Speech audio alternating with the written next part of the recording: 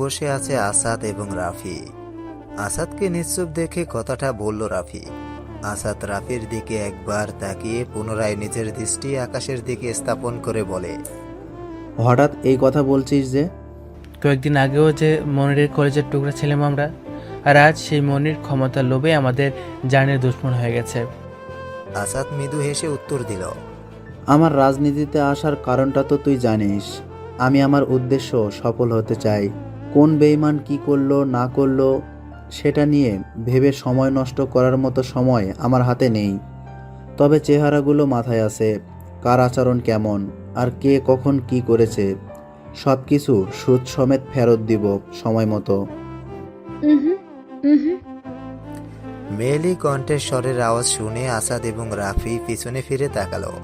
শ্যামলা মেয়েটি আজও হাজির, প্রতিদিনের মতো। পরনে কালো শাড়ি, লম্বা চুল, কোমরের চুই চুই, চোখে হালকা কাজল, কপালে কালো টিপ। বেশ লাগছে মায়াবতীকে, বলতেই হবে। আচ্ছা, তোরা কথা বল, আমি বাকিদের সাথে ওই দিকটায় আছি। কথাটা বলে রাফি উঠে চলে যায়। আসাদ কিছু নুড়ি পাথর কুড়িয়ে নিয়ে নদীর বুকে নিক্ষেপ করতে ব্যস্ত হয়ে পড়ে। মেয়েটি গুটি গুটি পায়ে এগিয়ে এসে আসাদের পাশে বসে বলে, এভাবে আর কতদিন আসাদ? কোনো কথার উত্তর না পেয়ে মেয়েটি আবারও বলল, আমি তো কিছু জিজ্ঞাসা করছি নাকি, শুনতে পাওনি? শুনেছি, কিন্তু উত্তর দেবার প্রয়োজন বোধ করছি না। তুমি কি চাও না আমরা একটা ছোট্ট সংসার সাজাই? তুমি কি চাও না আমাদের কোল জুড়ে একটা রাজকন্যা আসুক? আমার মাথায় এখন ওগুলো নেই, বোঝার চেষ্টা করো প্রাপ্তি।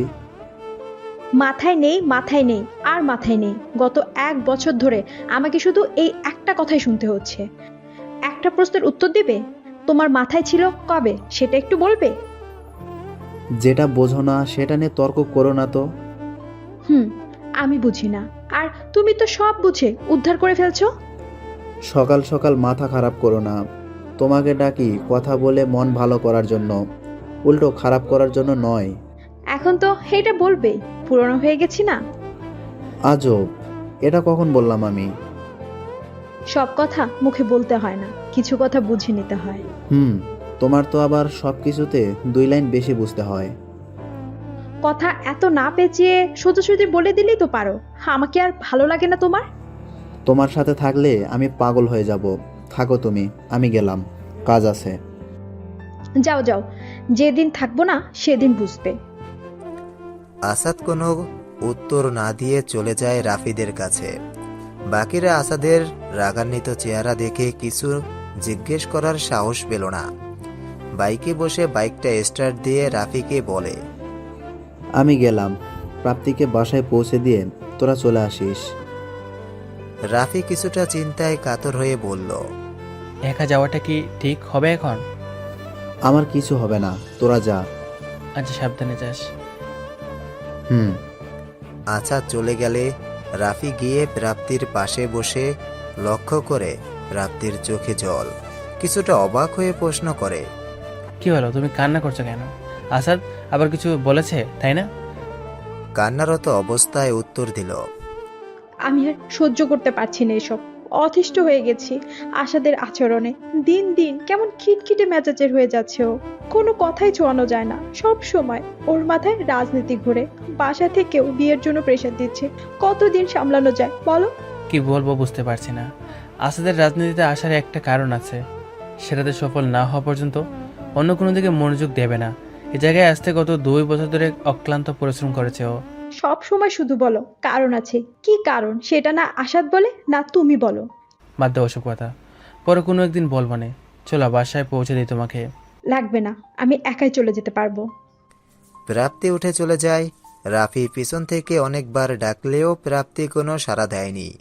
অন্যদিকে আসাদ অন্যমনস্ক হয়ে বাইক চালাচ্ছে। হঠাৎ একটা গুলি এসে ঝাঁঝরা করে দেয় আসাদের বুক। কে গুলি করেছে, কেন করেছে, সবটাই অজানা। চলন্ত বাইক গিয়ে বাড়ি খায় রাস্তার সাইড রেলিংয়ে। রক্তে মেখে গেছে পুরো জামাটা। রাস্তার মানুষজন জড়সড় হয়ে দাঁড়িয়ে আছে। হাসপাতালে নেবার আগ্রহ কারো মাঝে নেই, কারণ মুখটা যে সবার কাছে খুব চেনা। শহরের বাকিদের কাছে সে আসাদ ভাই নামেই পরিচিত। আসাদের সাথে ঝামেলার বিষয়টা সকলেরই অজ্ঞাত আছে, তাই কেউ সাহস কুলিয়ে উঠতে পারছে না আসাদের দ্বারে কাছে যাবার। ভিড় অতিক্রম করে একটা ছেলের সামনে এগিয়ে আসলো। গায়ের রং নিকট কালো, চোখে চশমা, ফর্মাল ড্রেস আপ, হাতে একটা কালো ফাইল। দেখতে সাদা সিধে ছেলেটা ব্যস্ত হয়ে পড়ে আসাদকে হাসপাতালে নেবার জন্য। সবাই কেমন ভয় ভয় চোখ নিয়ে তাকিয়ে আছে ছেলেটার দিকে। সবার এভাবে তাকিয়ে থাকার কারণ খুঁজে পাচ্ছে না ছেলেটি। মনে মনে ভাবলো, হয়তো আমি কালো, তাই সবাই এভাবে তাকিয়ে আছে আমার দিকে। সেদিকে তোয়াক্কা না করে একটা সিএনজি ডাকে আসাদকে হাসপাতালে নেবার উদ্দেশ্যে। তবে প্রথম দুইজন ড্রাইভার আসাদকে দেখেই নাকচ করে দেয়। তার অল্প কিছুক্ষণ পরে অন্য আরেকজন সিএনজি ড্রাইভার আর ওই ছেলেটা মিলে আসাদকে হাসপাতালে নিয়ে যায়। রাফি এবং বাকি সবাই সবে মাত্র এসে হাসপাতালে পৌঁছালো। রিসিপশনে খোঁজ নিয়ে জানতে পারে অপারেশন সাকসেসফুলি সম্পন্ন হয়েছে। বেড়ে দেওয়া হয়েছে 5 তলার 502 নম্বর কেবিনে। দেরি না করে বেরিয়ে গিয়ে দেখে আসাদের জ্ঞান এখনো ফেরেনি। বেশি মানুষ এলাও না থাকায় রাফি একা ভেতরে ঢোকে এবং বাকিরা বাইরে দাঁড়ায়। ছেলেটা এখনো আসাদের সাথে আছে। বলতে হবে ছেলেটা আসলেই অনেক দায়িত্ববান। তবে ছেলেটাকে দেখে রাফির মনে অনেক প্রশ্ন জন্মায়। ছেলেটাকে নিজ থেকে তোকে বললো না ওর ব্যাপারে? ইতস্তত বোধ না করে জিজ্ঞেস করে, তুমি কে আর এখানে কি করছো? ছেলেটা নজর ফিরিয়ে উত্তর দেবার আগেই রুমে একজন ডাক্তারের আগমন ঘটে। রাফির প্রশ্নের উত্তরে তিনি বলেন, উনি ছিলেন বলে আজ পেশেন্ট বেঁচে আছেন, আর একটু লেট হলে বাঁচানো মুশকিল ছিল। রাফি ছেলেটার দিকে তাকিয়ে মলিন স্বরে বলে, কি বলে তোমাকে ধন্যবাদ দেব সে ভাষা আমার জানা নেই। মুখে হাসি নিয়ে জবাব দিল, এখানে ধন্যবাদ দেওয়ার কি আছে? আমার জায়গায় অন্য কেউ থাকলেও তো একই কাজ করতো। না, করতো না। এই শহরে আসাদ এক আতঙ্কের নাম। কেউ জেনে বুঝে নিজের পরিবারকে বিপদের মুখে ফেলতে চাইবে কেন? তুমি বোধহয় এই শহরে নতুন, তাই না? জি, আমি আজকেই এসেছি এখানে। চাকরির ইন্টারভিউ ছিল একটা। চাকরি পেলে? গরিবের আবার চাকরি? এই দেশে চাকরি পেতে হলে হয় টাকার জোর লাগে, না হয় মামুর জোর লাগে, আর আমার কোনোটাই নেই। দাঁড়াও, তোমার সাথে একটু পরে কথা বলছি। ছেলেটার সাথে কথা বলায় বিরতি দিয়ে রাফি ডাক্তারের উদ্দেশ্যে বলে, ডক্টর, আসাদের এখন কি অবস্থা? কবে নাগাদ সুস্থ হবে বলে ধারণা আপনার? সঠিক বলা যাচ্ছে না, কারণ গুলিটা ওনার হার্ট স্পষ্ট করে বেরিয়ে গেছে। তবে আশা রাখি সপ্তাহখানেকের মাঝে সুস্থ হয়ে যাবেন। আচ্ছা, আপনারা কথা বলুন, আমাকে রাউন্ডে যেতে হবে। ডাক্তার সাহেব কেবিন থেকে বেরিয়ে গেলে রাফি ছেলেটাকে নিয়ে পাশের সোফায় গিয়ে বসল। একটু নড়েচড়ে বসে রাফি বলে, এবার বলো, তোমার নাম কি? আমার নাম সিফাত। আপনার? আমি রাফি। আর একটা কথা, আমাকে আপনি করে বলার দরকার নেই, তুমি করে বললেই হবে। আচ্ছা, চেষ্টা করব। কাজ করবে? সিফাত খুশিতে আত্মহারা হয়ে বলল, কি কাজ? কি কাজ? যে কোনো কাজ করতে আমি রাজি আছি। একটা চাকরির আমার খুব দরকার। রাজনীতি করবে? রাফির মুখে রাজনীতি শব্দটা শুনেই সিফাত চুপসে গিয়ে বলে, রাজনীতি? কিন্তু তাতে তো অনেক টাকা লাগে, আর আমার কাছে অত টাকা নেই। রাফি নিজের হাসি আটকাতে না পেরে বলে, সবসময় এত টাকার চিন্তা করো কেন? টাকায় কি সবকিছু নাকি? এই স্বার্থপর দুনিয়ায় বেঁচে থাকতে হলে ভাই টাকার যে খুব প্রয়োজন। ভুল বলে, সবার কাছে টাকা ম্যাটার করে না, সবাই টাকার বোকা হয় না। হয়তো আপনার কথা ঠিক, আবার হয়তো না। এত হয়তো এত হয়তো এত হয়তো হয়তো না করে বলো, রাজনীতি করবে? কিন্তু আমি তো এখানের কাউকেই চিনি না। রাফি মৃদু হেসে উত্তর দিল, তুমি আসলে অনেক সহজ সরল। এতক্ষণে আসাদের জ্ঞান ফিরে এসেছে। আসাদের জ্ঞান ফিরতে দেখে রাফি এবং সিফাত বেডের সামনে গিয়ে দাঁড়ালো। জ্ঞান ফিরে রাফিকে সামনে দেখতে পেয়ে আসাদ নিচু গলায় বলল, আমি মরিনি, এখনো বেঁচে আছি। বলতে হবে কই মাছের প্রাণ। রাফি খানিক রেগে গিয়ে বলে, শুরু হয়ে গেছে তোর, তাই না? ভুল কি বললাম? ঠিকই তো বলেছি। তুই তো ভুল বলতে পারিস না। এই তো বুঝতে পেরেছিস। যাই হোক, এই ছেলেটা কে? ওকে তো ঠিক চিনলাম না। পাশে দাঁড়ানো শিফাদের দিকে তাকিয়ে কথাটা বলে আসাদ। আসাদের প্রশ্নের জবাবে রাফি উত্তর দেয়। ওর নাম শিফাত। শিফাতি তোকে হাসপাতালে নিয়ে এসেছে। শহরে নতুন এসেছে তাই না? হুম। আসাদের মুখে হাসি দেখে শিফাত কিছুটা কৌতূহলী হয়ে জিজ্ঞেস করে, আপনারা দুইজনই একই প্রশ্ন করলেন কেন? মানে নতুন হই বা পুরাতন, দুর্ঘটনার শিকার হওয়া একজন মানুষকে হাসপাতালে নিয়ে আসা আমার কর্তব্যের মধ্যে পড়ে। কর্তব্যের কথা বলছো? আচ্ছা, ওইখানে তো আরও অনেক মানুষ ছিল, কিন্তু কেউ আমাকে হাসপাতালে নিয়ে আসা তো দূরের কথা, ছুঁয়েও দেখেনি। কেন? এই প্রশ্নের উত্তর তোমার কাছে আছে? শিফাদের নিশ্চপতা দেখে আসাদ আবার বলে, এই শহরে আসাদ এক আতঙ্কের নাম। মানুষ আমাকে রাজনীতিবিদ কম, পশু হিসেবেই বেশি চেনে। সবাই জানে আসাদ একজন খুনি, যে ক্ষমতার অপব্যবহার করে মানুষের জীবন কেড়ে নেয়। জানো, যদি আমি আজ মারা যেতাম তাহলে সম্পূর্ণ শহরে খুশির জোয়ার বয়ে যেত। সবাই স্বস্তির ঘুম ঘুমাতে পারত, কাউকে নির্ঘুম রাত কাটাতে হতো না। এই ভেবে যে কখন না জানি আসাদ নামক নরপশুটা আমার জীবন নামক পাখিটাকে খাঁচায় পুরে নেয়। আপনি মানুষ খুন করেন? আমি যাদের খুন করি তারা ভদ্র সমাজে মানুষ নামেই পরিচিত, তবে আমি আসাদের কাছে তারা এক একটা জানোয়ার। তাদের শাস্তি দেবার জন্য তো আইন আছে। আপনি কেন আইন নিজের হাতে তুলে নেন? রাফির কাছে শুনে নিও এই ভদ্র সমাজের কাহিনী। তোরা এখন একটু বাইরে যা, আমার ভালো লাগছে না। রাফি আসাদের মাথায় হাত বুলিয়ে দিয়ে বলে, আচ্ছা, তুই বিশ্রাম নে, আমরা বাইরে আছি। কোনো কিছু দরকার হলে ডাক দিস। শিফাত এবং রাফি কেবিন থেকে বেরিয়ে যায়। বাইরে বাকিদের সাথে শিফাদের পরিচয় করিয়ে দেয় রাফি। অল্প কিছু সময়ের মাঝেই ওরা একে অপরের সাথে বেশ ঘনিষ্ঠ হয়ে ওঠে। ফোনটা বেজে উঠলে মেয়েটি কল রিসিভ করে বলে, বলো কি খবর? ছেলেটা ভয়ে ভয়ে বলল, আপু, আসাদ এখনো বেঁচে আছে। মানে? গুলি করার পরে কেউ ওকে সাহায্য করেনি, তবে কোথা থেকে যেন একটা ছেলে এসে হাসপাতালে নিয়ে যায়। মেয়েটি উচ্চস্বরে বলে, তোরা কি তখন ঘাস খাচ্ছিলে নাকি? চারিদিকে অনেক মানুষ ছিল, অত মানুষের ভিড়ে কিছু করা সম্ভব ছিল না আপু। অজুহাত দেওয়ার জন্যই তো তোদের রেখেছি, তাই না? ভুলো আমার চোখের সামনে আসিস না, জান নিয়ে নিব, মাথায় রাখিস। কল কেটে ফোনটা বিছানায় রাখলো। রাগ সামলাতে না পেরে নিজের চুল নিজেই টানছে, যেন গোড়া থেকে আলাদা করে ফেলবে। আসাদ এখন মোটামুটি সুস্থ। গুলি লাগার পর থেকে এখন পর্যন্ত গত 9 দিনে প্রাপ্তি আসাদকে একটা কল অবধিও দেয়নি। আসাদও আর বিরক্ত করেনি, ভাবলো হয়তো রেগে আছে। সময়ের সাথে সাথে সব ঠিক হয়ে যাবে, আসাদের ভাবনা। যে মেয়েটা একদিন কথা না বলে থাকতে পারতো না, সেই মেয়েটা আজ 9 দিন যাবৎ আমার সাথে কথা বলে না। অভিমানের পাহাড় জন্মেছে হয়তো। ভাবনার অবসান ঘটিয়ে নিজের ফোন হাতে নিয়ে ডায়াল করলো প্রাপ্তির নম্বরে। প্রথমবার রিং হলো, কিন্তু ফোন ধরার নামগন্ধই নেই।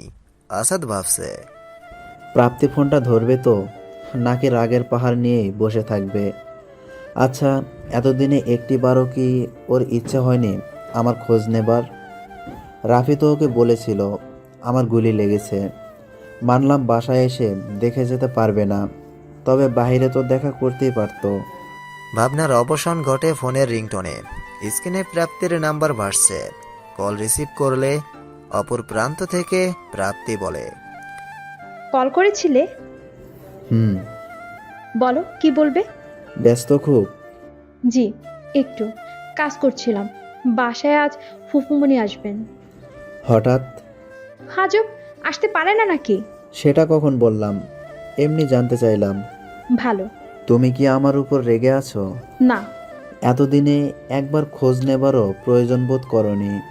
হয়তো না। বিরক্ত হচ্ছ? না, বলো শুনছি। দেখা করতে পারবে আজকে? বললাম না, ফুফুমণি আসবে বাসায়। কাজ আছে অনেক, ঘর গোছাতে হবে, রান্না করতে হবে, আরো অনেক কাজ আছে। ও আচ্ছা, সময় পেলে ফোন দিও। টাটা। বাই। কল কেটে ফোনের দিকে তাকিয়ে কিছুক্ষণ হেসে নিল আসাদ।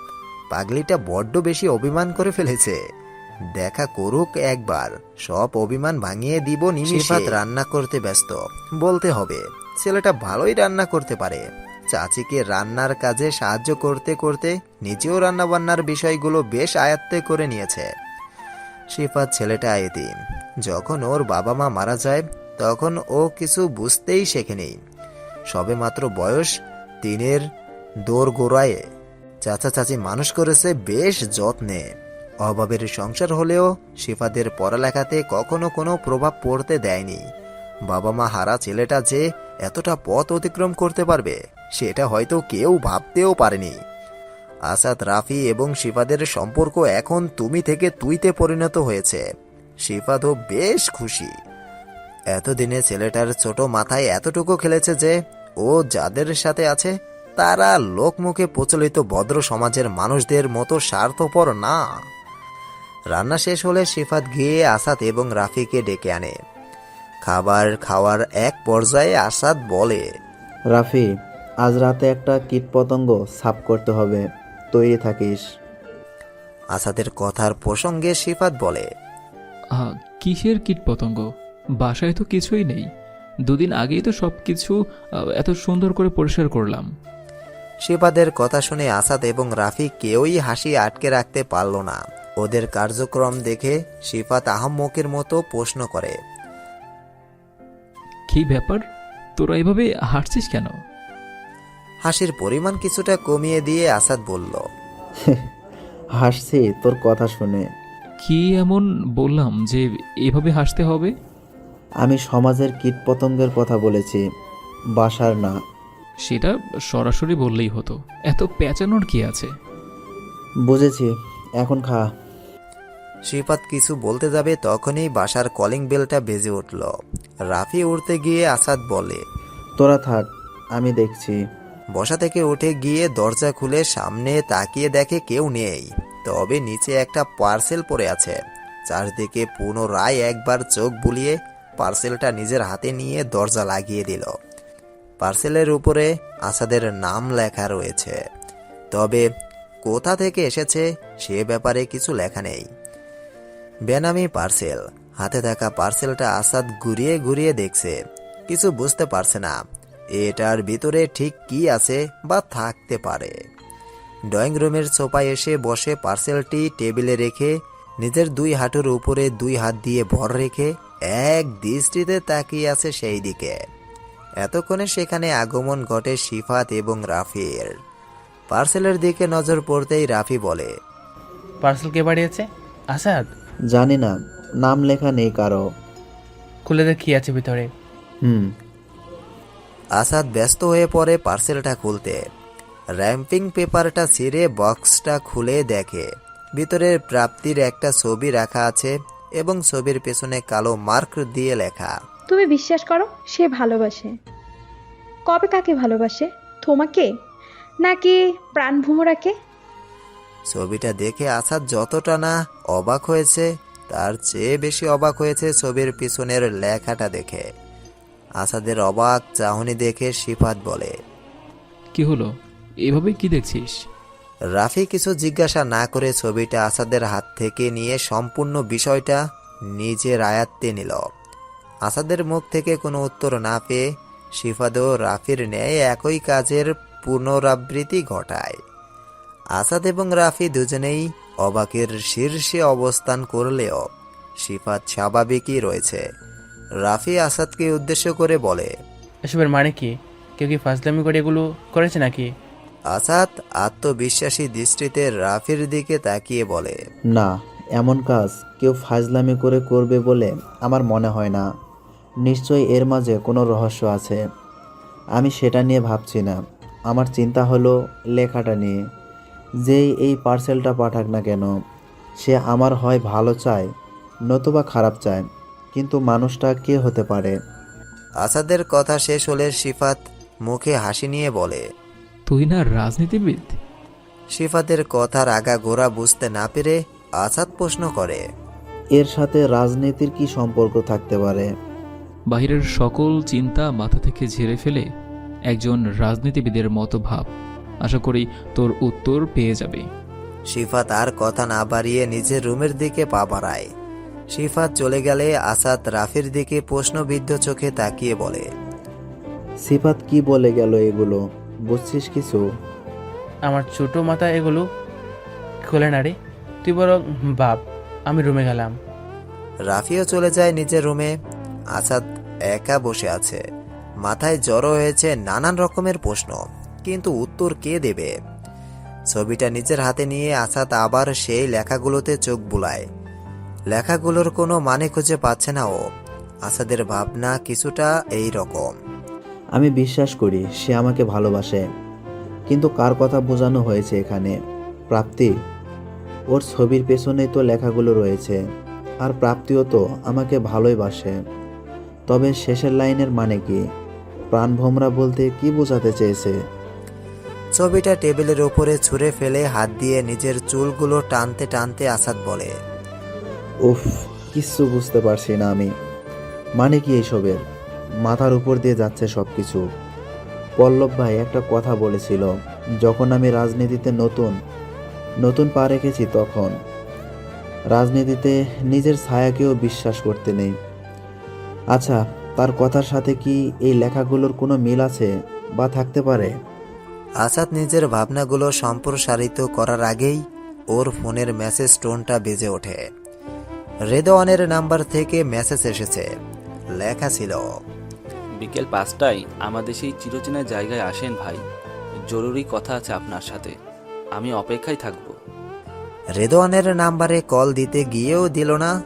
আসাদ ভাবে, রেদওয়ানের আবার কি হলো? হঠাৎ জরুরি তলব, বাসায় তো আসতে পারতো। বিকেল 5টা। আসাদ তৈরি হচ্ছে বের হবার জন্য। বাসা থেকে বের হতে নিলে শিফা জিজ্ঞেস করে, কোথায় যাচ্ছিস এখন? তেমন কিছু না। রেদওয়ান মেসেজ দিয়ে বলল কি নাকি জরুরি কথা আছে, সেখানে যাচ্ছি। একা যাস নে। কেন?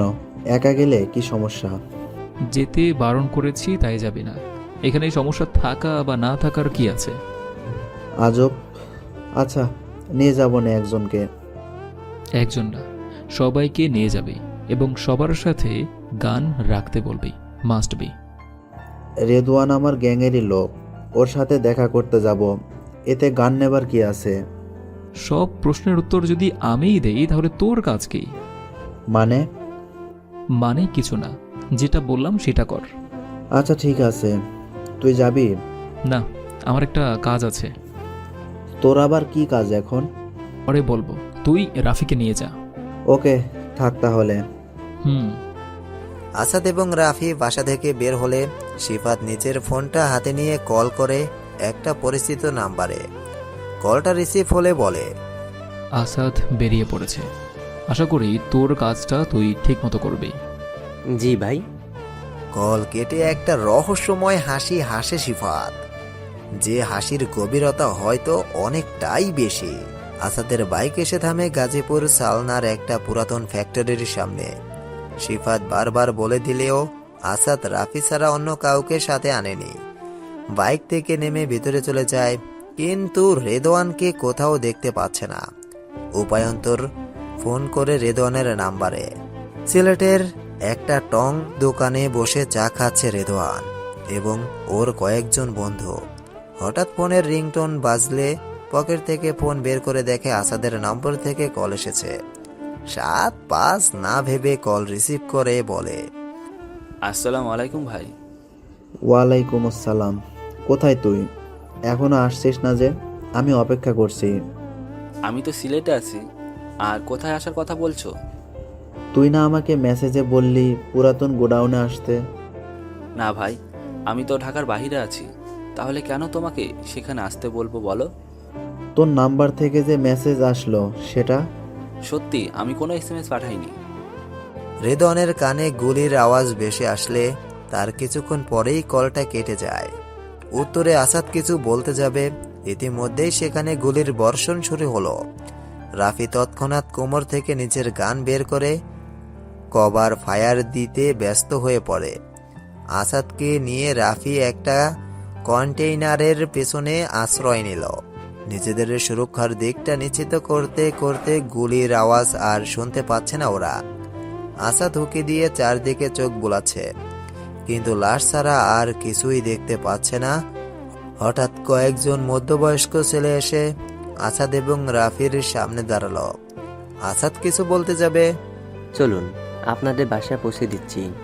ওদের মধ্যে থেকে একটা ছেলে বলে উঠল। উত্তরে আসাদ বলল, তোমাদের তো ঠিক চিনলাম না।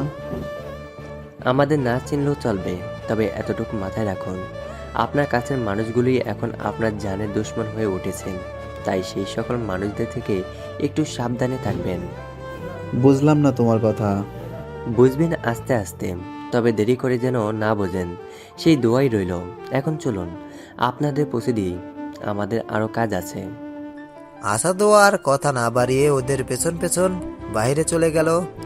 বাইকে উঠতে গেলে অন্য এক ছেলে আসাদের হাত থেকে বাইকের চাবিটা নিয়ে বলে, গাড়িতে উঠুন আমাদের সাথে, বাইক আপনার বাসায় পৌঁছে যাবে। গাড়ি এসে বাসার সামনে থামলে আসাদ এবং রাফি ওদের ধন্যবাদ জানিয়ে ভিতরে চলে যায়। ড্রয়িং রুমে পায়চারি করছে শিফাত। দরজা খোলা থাকায় আসাদ এসে ড্রয়িং রুমের সোফায় নিজের তাসরিফ জমিয়ে একটা দীর্ঘ শ্বাস ত্যাগ করল। শিফাত দেখতে পেয়ে প্রশ্ন করে, একা গিয়েছিলি?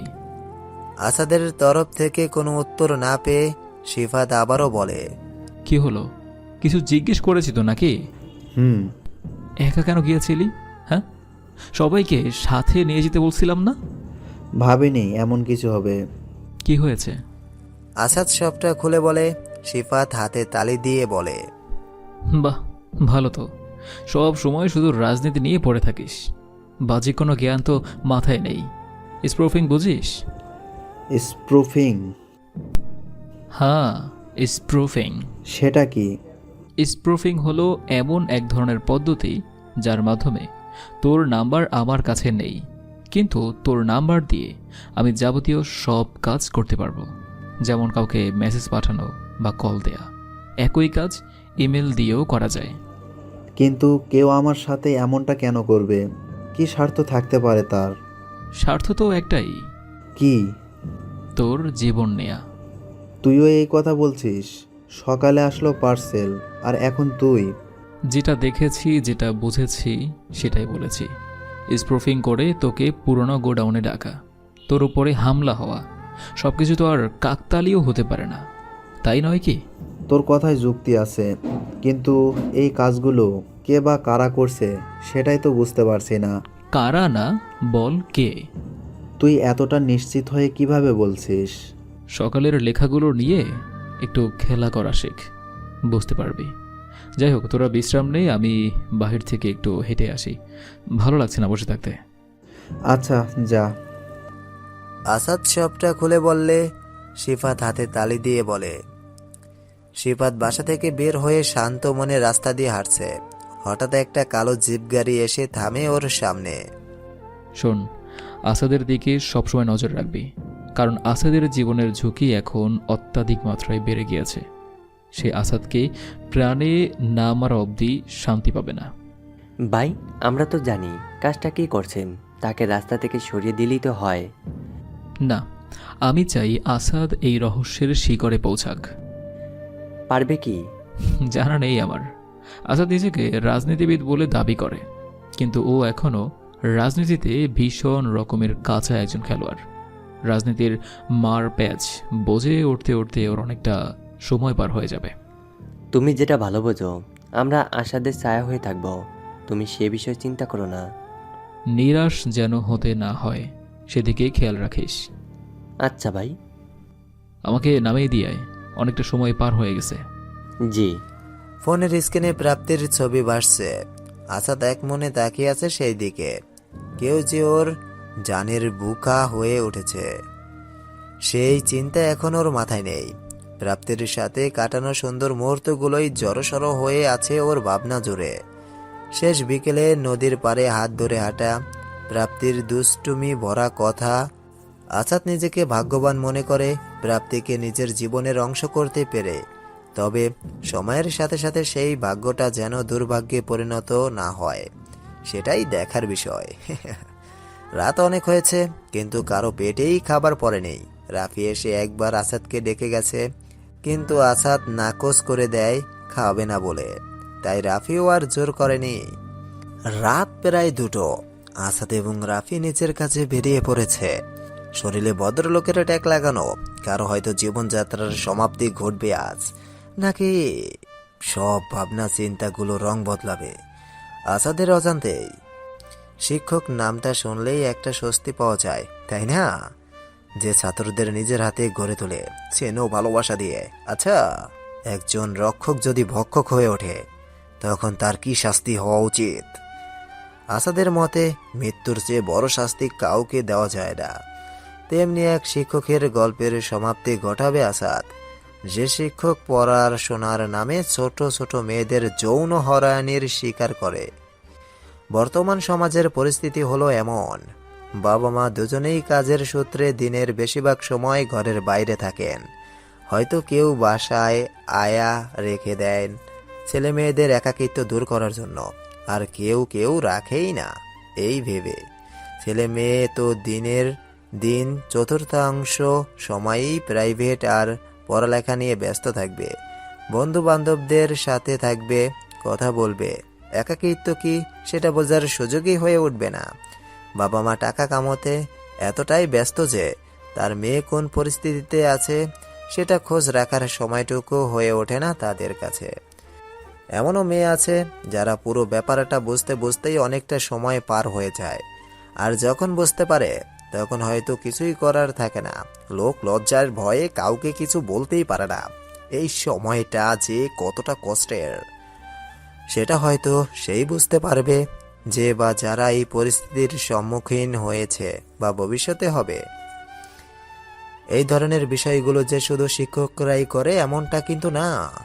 পরিবার পরিজন আত্মীয় স্বজনদের মাঝেও এমন কিছুই নরপিশাচ থাকে, যারা ভালো মানুষের আড়ালে নিজেদের স্বার্থ হাসিল করতে ব্যস্ত। এমন মানুষগুলো খুবই ভয়ঙ্কর প্রকৃতির হয়ে বিষাক্ত হয়, যাদেরকে খালি চোখে চেনা যায় না, কিন্তু তাদের বিষক্রিয়া মারাত্মক। আসাদের কাজ শেষ। সকালে খবরের কাগজের হেডলাইন হবে, শিক্ষক নামের একজন নরপশু। না, একটু ভুল বলে ফেললাম। এই ভদ্রলোকের সমাজে তো সত্যের চেয়ে মিথ্যার দাপটটাই বেশি, তাই হয়তো এই খবরটাও বাকি খবরের আড়ালে চাপা পড়ে যাবে। অনেকদিন পর আসাদ আজ ক্যাম্পাসে এসেছে। গুলি লাগার পর থেকে আর আসা হয়নি। একটা স্বস্তির নিঃশ্বাস ত্যাগ করে ক্যান্টিনের পাশে দাঁড়িয়ে থাকা পরিচিত শিমুল গাছটার নিচে তাকালে দেখে প্রাপ্তি ওর কয়েকজন বান্ধবীর সাথে বসে আছে নির্জীব মনে। আসাদকে আসতে দেখে বাকিরা উঠে যায়। প্রাপ্তি তখনও দেখেনি আসাদকে। কাহিনী বুঝতে না পেরে বলে, কিরে সবাই চলে যাচ্ছিস কেন? আসাদকে দেখতে পেয়ে সম্পূর্ণ বিষয়টা প্রাপ্তির বোধগম্য হলো। তাই আর কিছু না বলে পুনরায় নিজের দৃষ্টি অন্যদিকে ফিরিয়ে নিল। আসাদ প্রাপ্তির পাশে বসে বলে, মন খারাপ? জি না। তাহলে কথা বলার ইচ্ছা নেই? না, নেই। চলে যাব তাহলে? তোমার ইচ্ছা। ভার্সিটিটা তো আর আমার একার না যে আমি যা বলবো তাই হবে। এমনিতেই তোমার ভয়ে কোনো ছেলে আমার সাথে কথাও বলতে চায় না। ছেলেদের সাথে কথা বলতে চাও তুমি? শুধু কি ছেলেরা, মেয়েরাও তো কথা বলে না, কয়েকজন ছাড়া। আমি কি তাদের বারণ করেছি তোমার সাথে কথা বলতে বা না মিশতে? হয়তো করেছো। তোমাকে এর আগেও অনেকবার বলেছি, হয় আমাকে বেছে নাও, নয়তো বা তুমি রাজনীতি নিয়ে থাকো। একটা কথা মনে আছে তোমার? কি কথা? যখন আমি একজন সহজ সরল সাধারণ ছেলে ছিলাম, যখন আমার নাম ডাক পরিচিতি ছিল না, তখন তুমি ঠিক কি করছিলে? ছেলেদের সাথে কফি শপে যাওয়া, কথা বলা, তাদের বিভিন্ন গিফট দেওয়া। আমার জন্মদিন তুমি ভুলে যেতে, কিন্তু 2 দিন আগে পরিচিত হওয়া একটা ছেলেকে তুমি কফি শপে গিয়ে গিফট দিয়ে আসতে। এবং আমি যখন এগুলো তোমাকে জিজ্ঞেস করতাম, তখন তোমার কাছে কোনো উত্তর থাকতো না। তুমি কথার চলে সেগুলো এড়িয়ে যেতে। এবং মজার বিষয় হলো, আমিও তখন তোমার কাছে একটা প্রশ্ন করেছিলাম, আমাকে চাই নাকি তোমার ওইসব বন্ধুদের? তুমি কি বলেছিলে? তোমার জীবন তোমার মর্জি মতো চলবে। তাহলে আজ কেন আমাকে যে কোনো একটা বেছে নিতে বলছো? আমি কিন্তু এখন কারোর সাথেই কথা বলি না, সেটা তোমার অজানা নয়। কবে থেকে কথা বলো না? যেদিন থেকে এই শহরের মানুষ আসাদকে চেনে সেদিন থেকে। যেদিন থেকে আসাদের নাম যশ খ্যাতি হয়েছে সেদিন থেকে। যেদিন থেকে আসাদ নিজেকে সামলে নিতে শিখেছে সেদিন থেকে। কিন্তু আসাদ যখন অনেক দুর্বল ছিল, যখন প্রাপ্তিকে ছাড়া আসাদ কিছু বুঝতো না, তখন কিন্তু তুমি আমার মনোবল না হয়ে আমাকে আরও ভেঙে দিয়েছো। এত তাড়াতাড়ি ভুলে গেলে সেই দিনগুলো? তোমার কি ভাবনা আসাদ হাসি খুশি আছে, তার মানে সে অনেক ভালো আছে? তাহলে বলবো তুমি আমার প্রেমিকা হতে পারোনি। আমাকে নিয়ে এত কিছু ভাবার জন্য অসংখ্য ধন্যবাদ। আসাদ খানিকটা হেসে নিয়ে বলে, যখনই আমার প্রশ্নগুলোর উত্তর তোমার কাছে থাকে না, তখনই এই একটা কথা বলে এড়িয়ে যাও সব কিছু। হ্যাঁ হ্যাঁ, আমি খারাপ। আর কিছু বলতে চাও? বাদ দাও ওইসব কথা। ভার্সিটিতে আসলে বাট কল দিলে না। দেখা করার কথা ছিল আমাদের, তাই না? মনে ছিল না। আচ্ছা ঠিক আছে, তোমার তো মনে হয় একটু পরে ক্লাস শুরু হবে। থাকো তাহলে, আমি আসি। প্রাপ্তি কোনো উত্তর দিল না। আসাদ প্রাপ্তির পাশ থেকে উঠে ক্যান্টিনের দিকে যায়। কিছুটা সামনে এগোলে কারো ডাক পেয়ে আসাদ থমকে দাঁড়ায়। গলার স্বরটা বেশ পরিচিত, তবে খেয়াল করতে পারছে না কোথায় শুনেছে। মাথায় জোর না দিয়ে পেছনে তাকালে দেখে অনন্যা ওর দিকে এগিয়ে আসছে, মুখে বিরল হাসি। ভার্সিটি জীবনে একসাথেই কেটেছে ওদের, তবে দুর্বল আসাদ থেকে সবল হয়ে ওঠার রাস্তাটা ভীষণ কঠিন ছিল। তাই সেই রাস্তায় আসাদের সঙ্গীদের মাঝে অনন্যাও একজন। মজার বিষয় হলো, অনন্যা আসাদকে সবভাবে সাহায্য করলেও আসাদের এটা অজানা। কিন্তু রাফি জানে অনন্যা আসাদের জন্য ঠিক কতটা করেছে। আসাদের সামনে এসে মুখে হাসি রেখে অনন্যা বলে, কি গো রাজনীতিবিদ, আমাকে তো ভুলেই গেলেন। না কোনো কথা, না মেসেজ, পর হয়ে গেছি বুঝি? আসাদ মাথা চুলকে বলে, আরে তেমন কিছু না, আসলে তোমার নতুন নাম্বার আমার কাছে নেই। পুরাতন নাম্বারে বেশ কয়েকবার যোগাযোগ করার চেষ্টা করেছি, কিন্তু সংযোগ হয়ে ওঠেনি। রাফির কাছে তো আমার নাম্বার ছিল, ওকে বললে তো পারতা। কই, রাফি তো আমাকে কিছু বলেনি। আমি ওর কাছে তোমার নাম্বার অনেকবার চেয়েছি, বাট ও বলেছে ওর কাছে নেই। আচ্ছা বাদ দাও, চলো এক কাপ কফি খেয়ে আসি। ক্যান্টিনে সেই কফি আর জমজমাট আড্ডা, উফ অনেক মিস করি। চলো। কফি পাগলি। বলছে তোমাকে। বলছেই তো, কফি ছাড়া তো আর কিছু মাথায় আসে না তোমার। অনন্যা মুখ ভেংচি কেটে বলে। তোমার মাথা। খুনসুটি করতে করতে ক্যান্টিনের সামনে চলে এসেছে। ভিতরে রাফি, শিফাত এবং বাকিরা সিঙ্গারার আড্ডায় মেতে উঠেছে। রাফির কাছে গিয়ে রাফির পিঠে একটা কিল বসিয়ে দিয়ে অনন্যা বলে, কি রে হারামি, তোর কাছে আমার নাম্বার নেই? রাফি অনন্যাকে দেখতে পেয়ে বসা থেকে উঠে শক্ত করে জড়িয়ে ধরে। অনন্যা মজা করে বলে, হয়েছে ভাই, ছাড় এবার, না হলে আমার হাড্ডি গুড্ডি এখন ভাঙবে, যেভাবে ধরেছিস। অনন্যাকে ছেড়ে দিয়ে বলে, এবার বল, হঠাৎ কি মনে করে আমাদের তো একটা বারও জানানোর প্রয়োজন বোধ করলি না যে তুই আজকে ক্যাম্পাসে আসবি? একটা থাপ্পড় মারবো, তুই আগে আমার প্রশ্নের উত্তর দে। আমার নাম্বার নেই তোর কাছে? আছে। আশা চেয়েছিল, তো দিলি না কেন? তুই তো জানিস কেন দেইনি, তাও এই প্রশ্নটা কেন করছিস? দিতে পারতি, আমি নিজেকে সামলে নিয়েছি, আমার সমস্যা হতো না। আমার জিনিসটা না হয় একান্তই আমার থাক। যাকে বাদ দে এইসব পুরনো কথা। এখন বল, তুই দেশ আসবি কবে? এই তো গতকাল রাতে এসেছি, নিজেকে আর আটকে রাখতে পারলাম না ক্যাম্পাসে আসা থেকে, তাই চলে এলাম টহল দিতে। ভালো করেছিস, জানি তো কফির লোভে এসেছিস এখানে। আমাদের সাথে দেখা করতে এলে তো জানাতি। আসাদের সাথে থেকে থেকে তুইও এখন আসাদের মতোই কথা বলছিস। রাফি খানিক হেসে নিয়ে বলে, আচ্ছা তোরা ওদিকটায়, গিয়ে বস, যা, আমি একটু পড়ে আসছি। ঠিক আছে। আসাদ এবং অনন্যা গিয়ে কর্নারের একটা টেবিলে বসলো। আসাদ কফির অর্ডার দিয়ে অনন্যার সাথে কথা বলায় ব্যস্ত হয়ে পড়ে। এতদিন কোথায় ছিলে? ভার্সিটি লাইফ শেষ হবার পরে না কোনো খোঁজ, না কোনো খবর। একটা দীর্ঘ শ্বাস ছেড়ে বলে, ছিলাম কারো স্মৃতিচারণে। মানে? বাদ দাও আমার কথা, তুমি বলো, এত অল্প সময়ে এত নামটা কিভাবে? 2 বছর আগের আসাদ আর এখনকার আসাদের মধ্যে পার্থক্য আকাশ পাতাল। এতটা পরিবর্তন কিভাবে?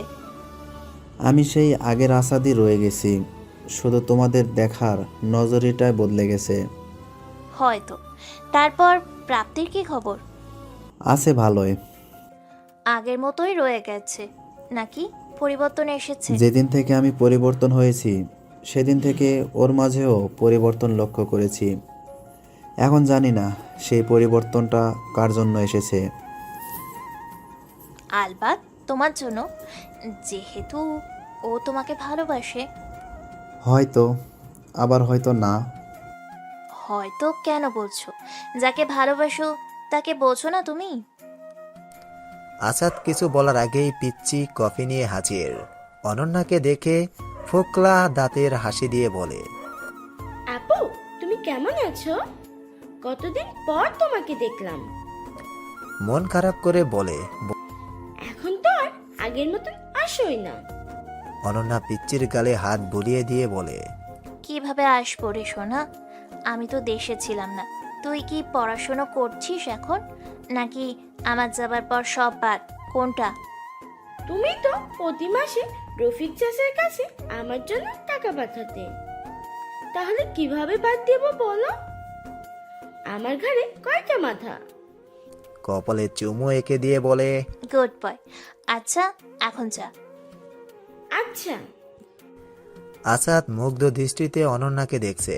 আসলেই মেয়েটা অদ্ভুত প্রকৃতির, যাকে চেনা যায় না, যার সাথে কোনো সম্পর্ক নেই, তার দিকেও সাহায্যের হাত বাড়িয়ে দেয়। সবাই যদি এমন হতো তাহলে হয়তো সমাজে কারোর সাথে কোনো বৈষম্য থাকতো না। রুমের সবকিছু ভেঙে চুরমার, তবুও রাগ কমছে না, নিজেকে সামলাতে পারছে না কিছুতেই। টেবিলের ওপরে এক হাত রেখে জোরে জোরে নিঃশ্বাস ছাড়ছে মেয়েটি। ভয়ে ভয়ে একটা ছেলের সামনে এগিয়ে এসে বলে, আপু, শান্ত হও প্লিজ।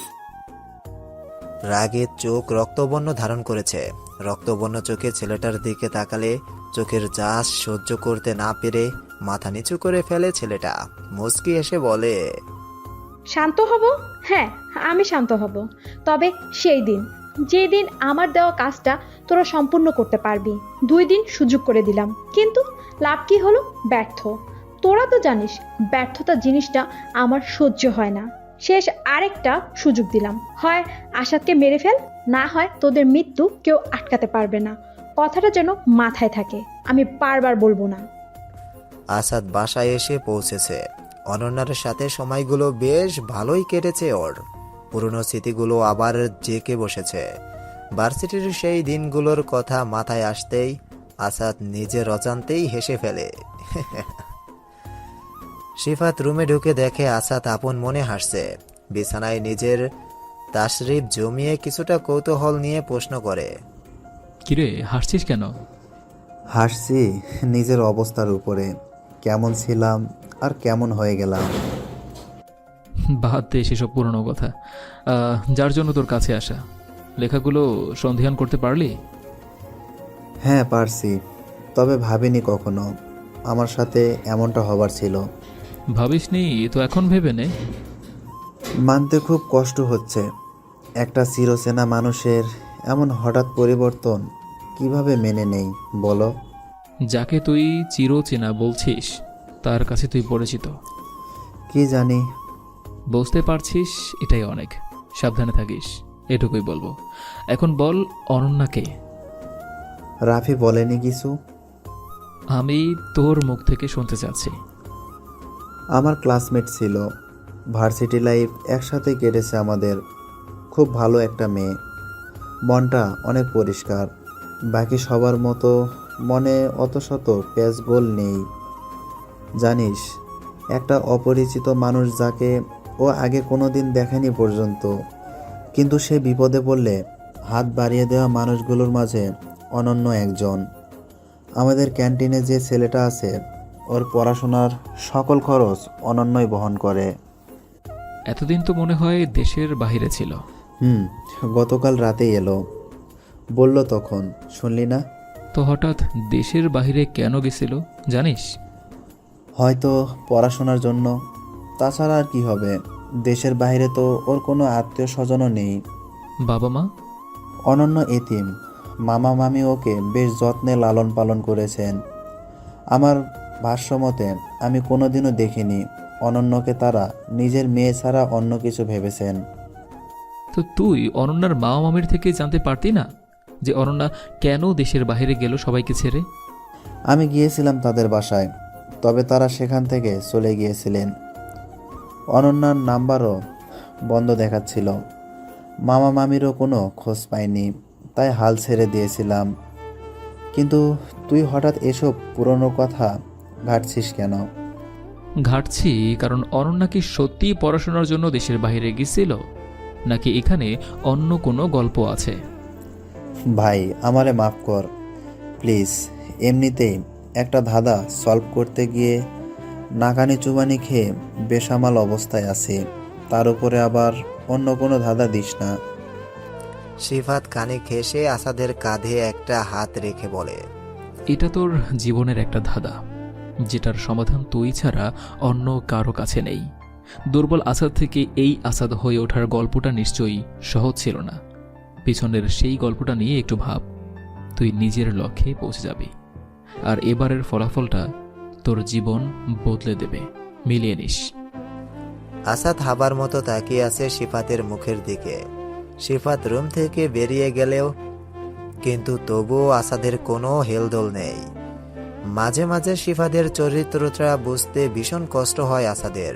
হাবাগোবা ছেলেটার কয়েকটা জটিল কথা আসাদকে নিজের অবস্থানে স্থির করে দেবার জন্য যথেষ্ট। সিফাত ছেলেটার মাঝে কিছু একটা আছে। ছেলেটা আসাদের ভাবনা কি সত্যি, নাকি ভাবনার অন্তরালে অন্য কোনো কাহিনী রচিত আছে? অনন্যার মন আনচান আনচান করছে আসাদের সাথে কথা বলার জন্য, কিন্তু ভাবছে কল দেবে কি দেবে না। নাম্বারটা বারবার ওপেন করে আবার কেটে দিচ্ছে। কথা বলতেও ইচ্ছে করছে, আবার কল দিতেও কেমন কেমন লাগছে। ভাবনা চিন্তার অবসান ঘটিয়ে আসাদের নাম্বারে কল দিলে কিছুক্ষণ পরে আসাদ কল রিসিভ করে বলে, বলো। এই তো কি করো? ফেসবুকে নিউজ ফিড ঘাটাঘাটি করছিলাম। তুমি? ভাবছিলাম কি? কোনো একজনের কথা। কার কথা? পরে বলবো। আচ্ছা। এখন রাখি, পরে কথা হবে। আসাদের উত্তর না শুনেই অনন্যা ফোন রেখে দেয়। লজ্জায় লাল হয়ে গেছে অনন্যার মুখ। দিনটা ভালোই কাটলো আসাদের। সারা দিনের মাঝে প্রাপ্তির কথা একটি বারের জন্যেও মাথায় আসেনি। হয়তো আসতে দেয়নি, হয়তো খেলার মোড় ঘোরাতে চাচ্ছে আসাদ। পরের দিন সকালেও ভার্সিটিতে যায় আসাদ, রাফি এবং সিফাত, সাথে সাঙ্গপাঙ্গরা তো আছেই। তবে আজকে ভার্সিটিতে গেছে অন্য একটা কাজে। কয়েকদিন পরেই ভার্সিটিতে হলো প্রেসিডেন্ট নির্বাচন। তবে প্রার্থী মাত্র 2 জন, নাবিল এবং রেজওয়ান। আসাদ নাবিলের পক্ষ থেকেই সম্পূর্ণ নির্বাচনটা সুষ্ঠুভাবে সম্পন্ন করতে চাচ্ছে। অবশ্য নাবিলকে সাপোর্ট করার পেছনে যথেষ্ট কারণও আছে, কারণ নাবিলের মাঝে আসাদ নিজেকে দেখতে পায়। ভার্সিটিতে কারো কোনো সমস্যা হলে সবার আগে যদি কাউকে পাওয়া যায়, সে হলো এই নাবিল। হোক সেটা ছোট বা বড় ধরনের কোনো সমস্যা, তো যার মাঝে মানুষকে সাহায্য করার প্রবণতা রয়েছে, সে নিশ্চয়ই একটা হল সামলানোর মতো ক্ষমতা রাখে নিজের মাঝে। আসাদ নাবিলকে সাপোর্ট করছে দেখে উপায়ন্তর রেজওয়ান ছুটে গেছে বাপ্পির কাছে। বলা বাহুল্য, আসাদ এবং বাপ্পি এক সময়ের সেরা বন্ধুত্বের খেতাব বহন করেছিল ভার্সিটিতে। তবে এখন একজন আরেকজনের চোখের বিষ, কারণ ওই যে রাজনীতি। এই একটা শব্দ ওদের 7 বছরের বন্ধুত্ব 7 সেকেন্ডে শেষ করে দিয়েছিল। কেউ ভাবেনি কখনো স্কুল লাইফের এত ঘনিষ্ঠ দুইজন বন্ধু শুধু এই রাজনীতির চক্করে পড়ে আলাদা হয়ে যাবে। বাপ্পি ঢুকছে গেট দিয়ে। মিনারের পাশের দৃশ্য, পায়ে দাঁড়ানো হিজল গাছের নিচে আসাদ নাবিলের সাথে কথা বলায় ব্যস্ত। আসাদকে দেখে তাচ্ছিলের হাসি হাসলো বাপ্পি।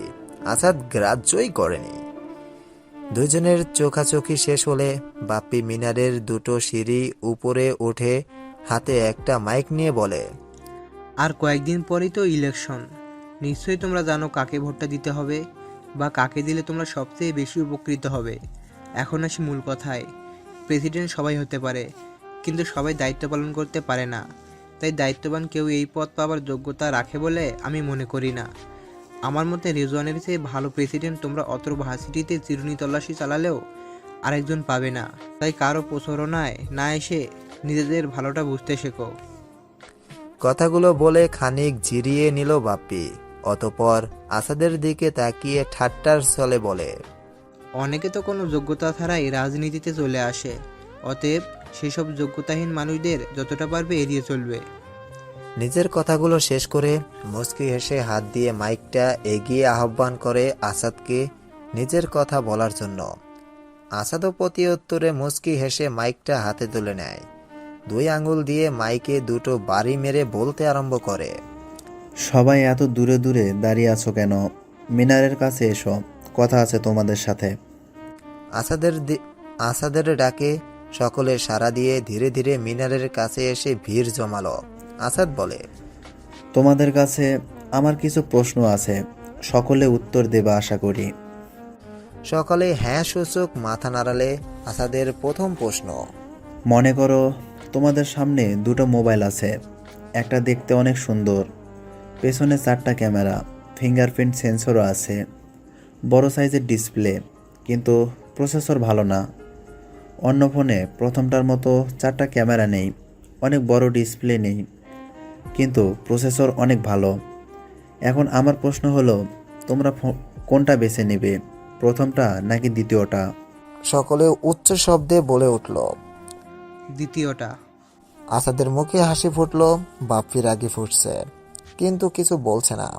আসাদ আবার নিজের কাজে মনোযোগ দিল। এবার আরেকটা প্রশ্ন করি, কেমন?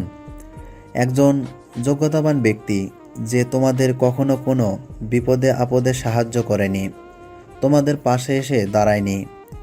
অন্যদিকে একজন যোগ্যতাহীন ব্যক্তি যার কোনো যোগ্যতা নেই, কিন্তু মানুষকে সাহায্য করার জন্য বড় একটা মন আছে, সকলের বিপদে আপদে এগিয়ে আসে, সবাইকে নিজের পরিবারের একজন সদস্য মনে করে। এবার বলো, কাকে চাই তোমাদের, যোগ্যতাবান নাকি যোগ্যতাহীন? এবারও সবার উত্তর আসাদের পক্ষেই এলো। বাপ্পি নীরব দর্শকের ভূমিকা পালন করছে। কেই বা বলবে, বলার মতো তো কিছু নেই ওর কাছে। আসাদ মুখের হাসি বজায় রেখে বলে, দেখো, তোমাদের নেতা বাপ্পি হয়তো কিছু বলতে চায়, শোনো তাহলে মনোযোগ দিয়ে। আসাদ মাইকটা বাপ্পির হাতে তুলে দিয়ে সবাইকে নিয়ে মিনারের সামনে থেকে চলে আসে। মাঝমাঠে আসার পর নাবিল বলে, ভাই চলে যাবেন নাকি থাকবেন?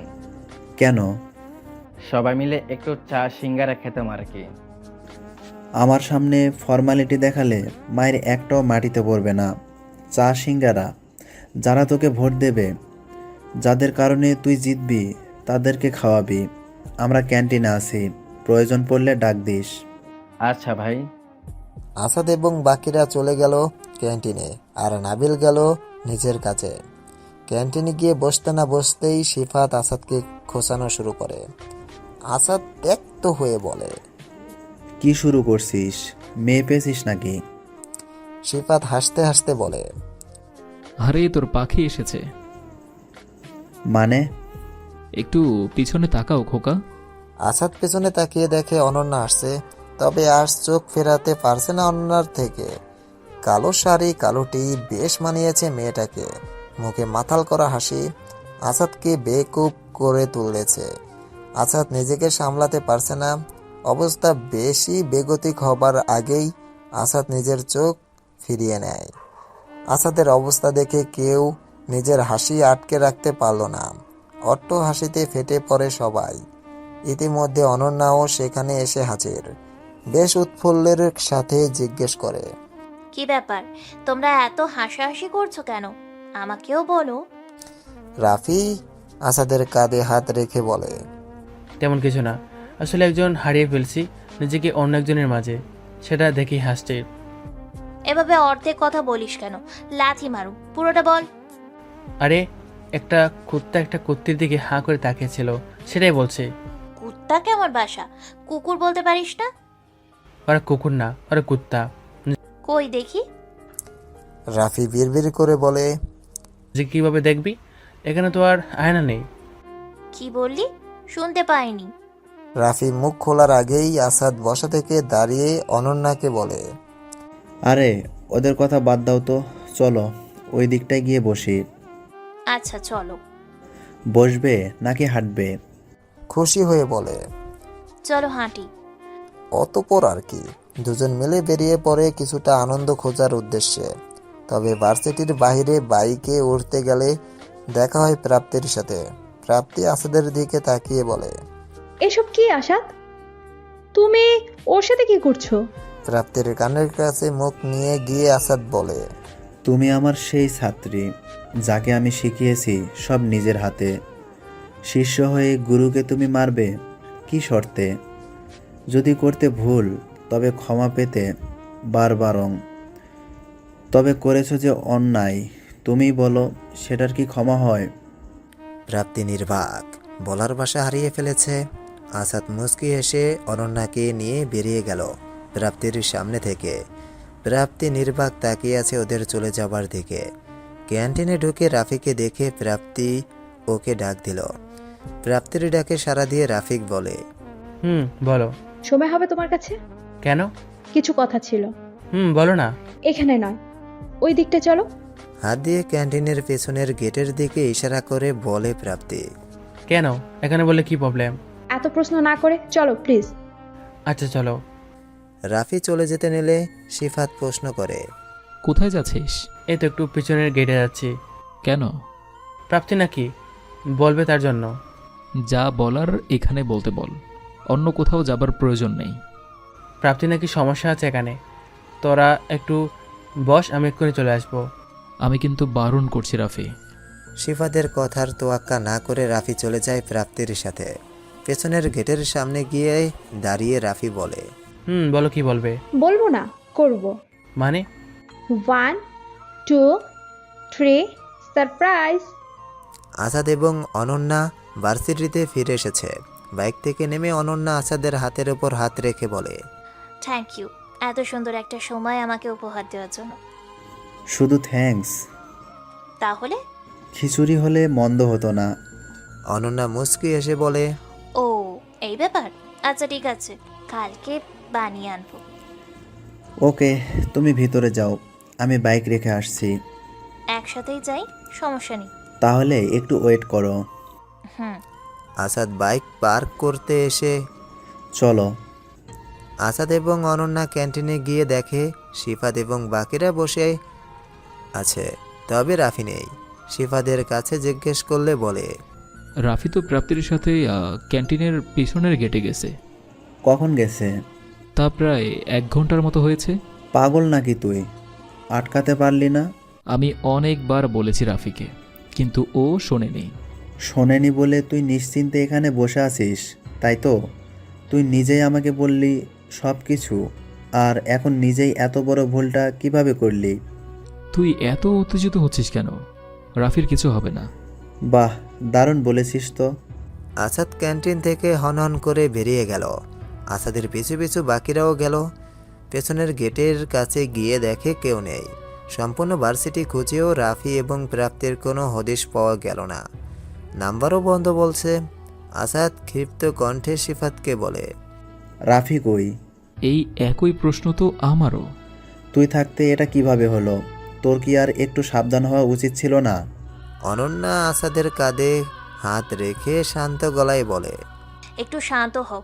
রাফি হয়তো প্রাপ্তির সাথে কথা বলতে কোনো কাজে গেছে, কাজ শেষ হলে ফিরে আসবে। কাজে গেলে ফোন বন্ধ কেন?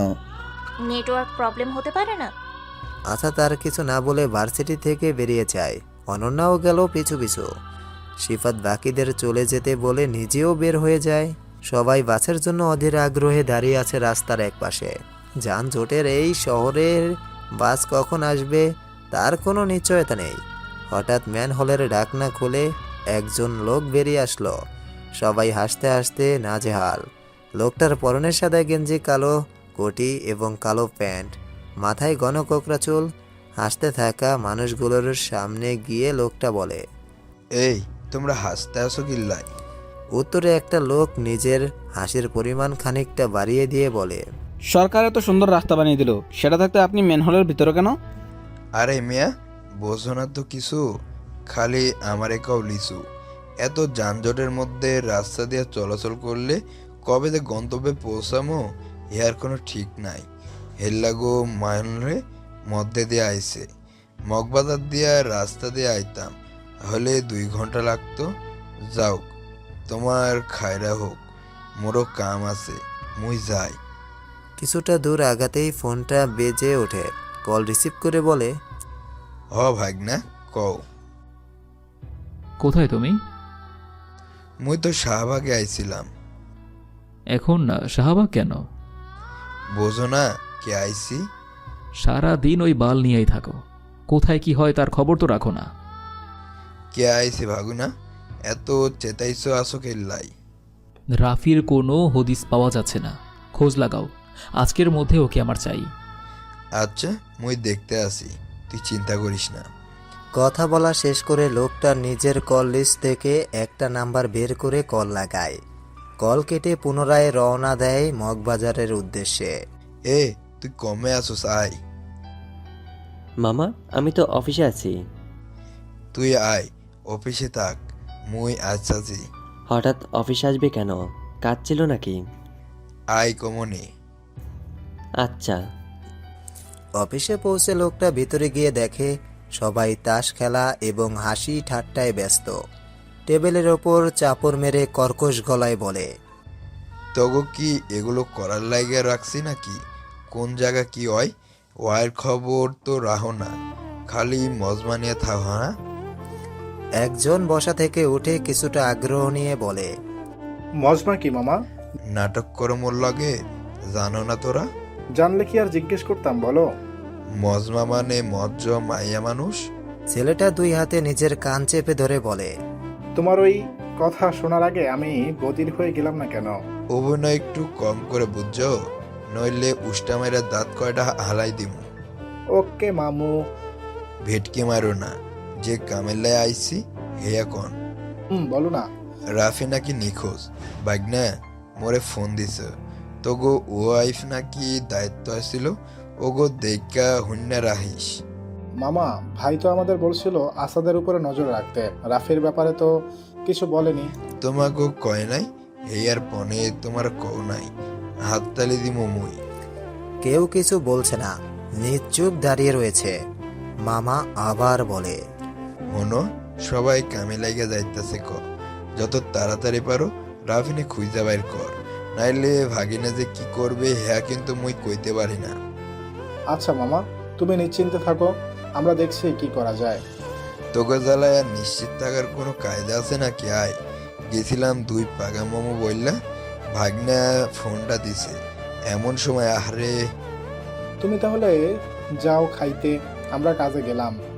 ছেলেগুলো রুম থেকে বেরিয়ে গেলে মামা একটা চেয়ার টেনে বসে পড়লেন। কপালে হাত দিয়ে বললেন, এককালে ঘামাইয়া গেছি রে, বুইরা হইছে, এত কাম করা যায়? আচমকাই নিজের জিভ দাঁত দিয়ে কেটে বললেন, ওমা, মই কি কই, মুই তো এখনো জোয়ান, বুইরা কেন হইলাম, এখনো তো ভাইগনার লইগা এন্ট্রি মারার আনতে হইব। মোর বা দোষ কোথায়? এত প্রেসার দিলে কি মাথা ঠিক থাকে নাকি? মামা নিজেই নিজের সাথে বক বক করতে ব্যস্ত হয়ে পড়লেন। আসাদ ড্রয়িং রুমে পাইচারি করছে, সিফাত এবং অনন্যাও আছে অবশ্য।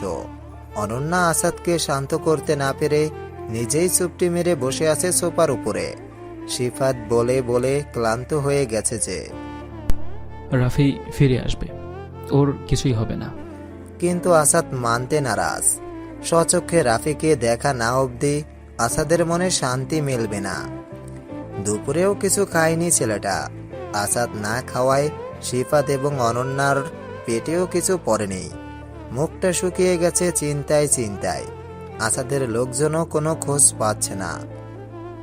কিছুক্ষণ পরে ডোরবেল বাজলে আসাদ গিয়ে গেট খুলে দেখে রাফি দাঁড়ানো। মাথায় ব্যান্ডেজ পেঁচানো আছে। ব্যান্ডেজের কোনা দিয়ে রক্ত বের হচ্ছে চুইয়ে চুইয়ে। রাফিকে আসাদ নিজের বুকের সাথে মিলিয়ে নিয়ে বলে, তুই ঠিক আছিস তো ভাই? কতটা চিন্তায় ফেলেছিলি জানিস, দম বন্ধ হয়ে আসছিল। রাফি নিজেকে ছাড়িয়ে নিয়ে বলে, আরে আমার কিছু হয়নি, জাস্ট মাথায় একটু চোট লেগেছে। কিভাবে হলো এসব? নিশ্চয়ই প্রাপ্তির কাজ, তাই না? ভিতরে চলে বলছি সব। দাঁড়িয়ে থাকতে পারছি না, মাথায় প্রচণ্ড ব্যথা। চল চল। আসাদ রাফিকে ধরে ভিতরে সোফায় নিয়ে বসালো। অতঃপর বলে, একটু ঘুমিয়ে নিবি নাকি? তাহলে মনে হয় আরাম লাগবে। না লাগবে না, আমি ঠিক আছে। তোর এই অবস্থা হলো কিভাবে? প্রাপ্তি করেছে, তাই না? ওকে তো আমি মেরেই ফেলবো। আসাদ উত্তেজিত হলে রাফি শান্ত গলায় বলে, আরে না, প্রাপ্তি কিছু করেনি। প্রাপ্তি তো তোকে ক্যান্টিনের পিছনের গেটে নিয়ে গেছিল। পুরো কথাটা তো শুনবি নাকি? বল, শুনছি। আজকে যে আমার জন্মদিন ছিল, সেটা তোর মাথায় আছে? আজকে তোর জন্মদিন? জানি হয়তো কাজের চাপে ভুলে গেছিস, তবে প্রাপ্তির মনে ছিল। আর ও আমাকে ক্যান্টিনের পেছনে গেটে নিয়ে গিয়ে, কি ব্যাপার এখানে আসলে কেন? ওখানে সবার সামনেই তো বলতে পারতাম। পারতাম, তবে সারপ্রাইজটা আর থাকতো না। কিসের সারপ্রাইজ? নিজেই নিজের বার্থডে মনে রাখতে পারো না, আর বলছো কিসের সারপ্রাইজ? আজকে আমার বার্থডে ছিল। না গো, আমার ছিল। কিন্তু আমার বার্থডে হলো, আসাদ নিশ্চয়ই উইশ করতো, ওর তো ভুলে যাওয়ার কথা না? সে তো এখন অনন্যাকে নিয়ে ব্যস্ত। তোমার বার্থডে মনে রাখার সময় কি তার কাছে আছে নাকি? এভাবে বলো না, ছেলেটার মনটা খারাপ ছিল, তারপর তুমি ওর উপর রাগ করেছো। সেজন্য হয়তো অন্যান্যের সাথে একটু সময় কাটিয়ে নিজের মনটা ভালো করতে চেয়েছিল। বাহ, আমি রাগ করছি বলে অন্য মেয়ের সাথে ঘুরে নিজের মন ভালো করতে হবে, তাই না? আমাকে মানিয়ে নেওয়া যায় না? তার উপরে তুমি জানো ও আমাকে কি বলেছে? আমি নাকি ওকে মারতে চাই। ও আমাকে নাকি কত কিছু শিখাইছে। এগুলো কেন বললো? কি জন্য বললো? কিছুই তো বুঝলাম না। দূর, বাধ্য তো ওর কথা। মন ভালো হলে ঠিকই ফিরে আসবে। এখন বলো আমার জন্য কি সারপ্রাইজ আছে? চোখ বন্ধ করো। রাফি নিজের চোখ বন্ধ করে বলে, এই নাও করলাম। 1 2 3 সারপ্রাইজ। রাফি নিজের চোখ খুলে দেখে সামনে মস্ত বড় একটা কেক হাতে নিয়ে দাঁড়িয়ে আছে একজন ছেলে। রাফি কেকটা কাটতে যাবে, তখনই বাহির থেকে কয়েকজন ছেলে এসে প্রাপ্তির মুখ চেপে ধরল। রাফি কিছু করতে গেলে ওদের মধ্যে থেকে একজন হকি স্টিক দিয়ে সজোরে আঘাত করে রাফির মাথায়। এরপর আমার আর কিছু মনে নেই। আমার মাথায় কীভাবে ব্যান্ডেজ ছিল, কে আমাকে হসপিটালে নিয়ে গেছিল, কিছুই না।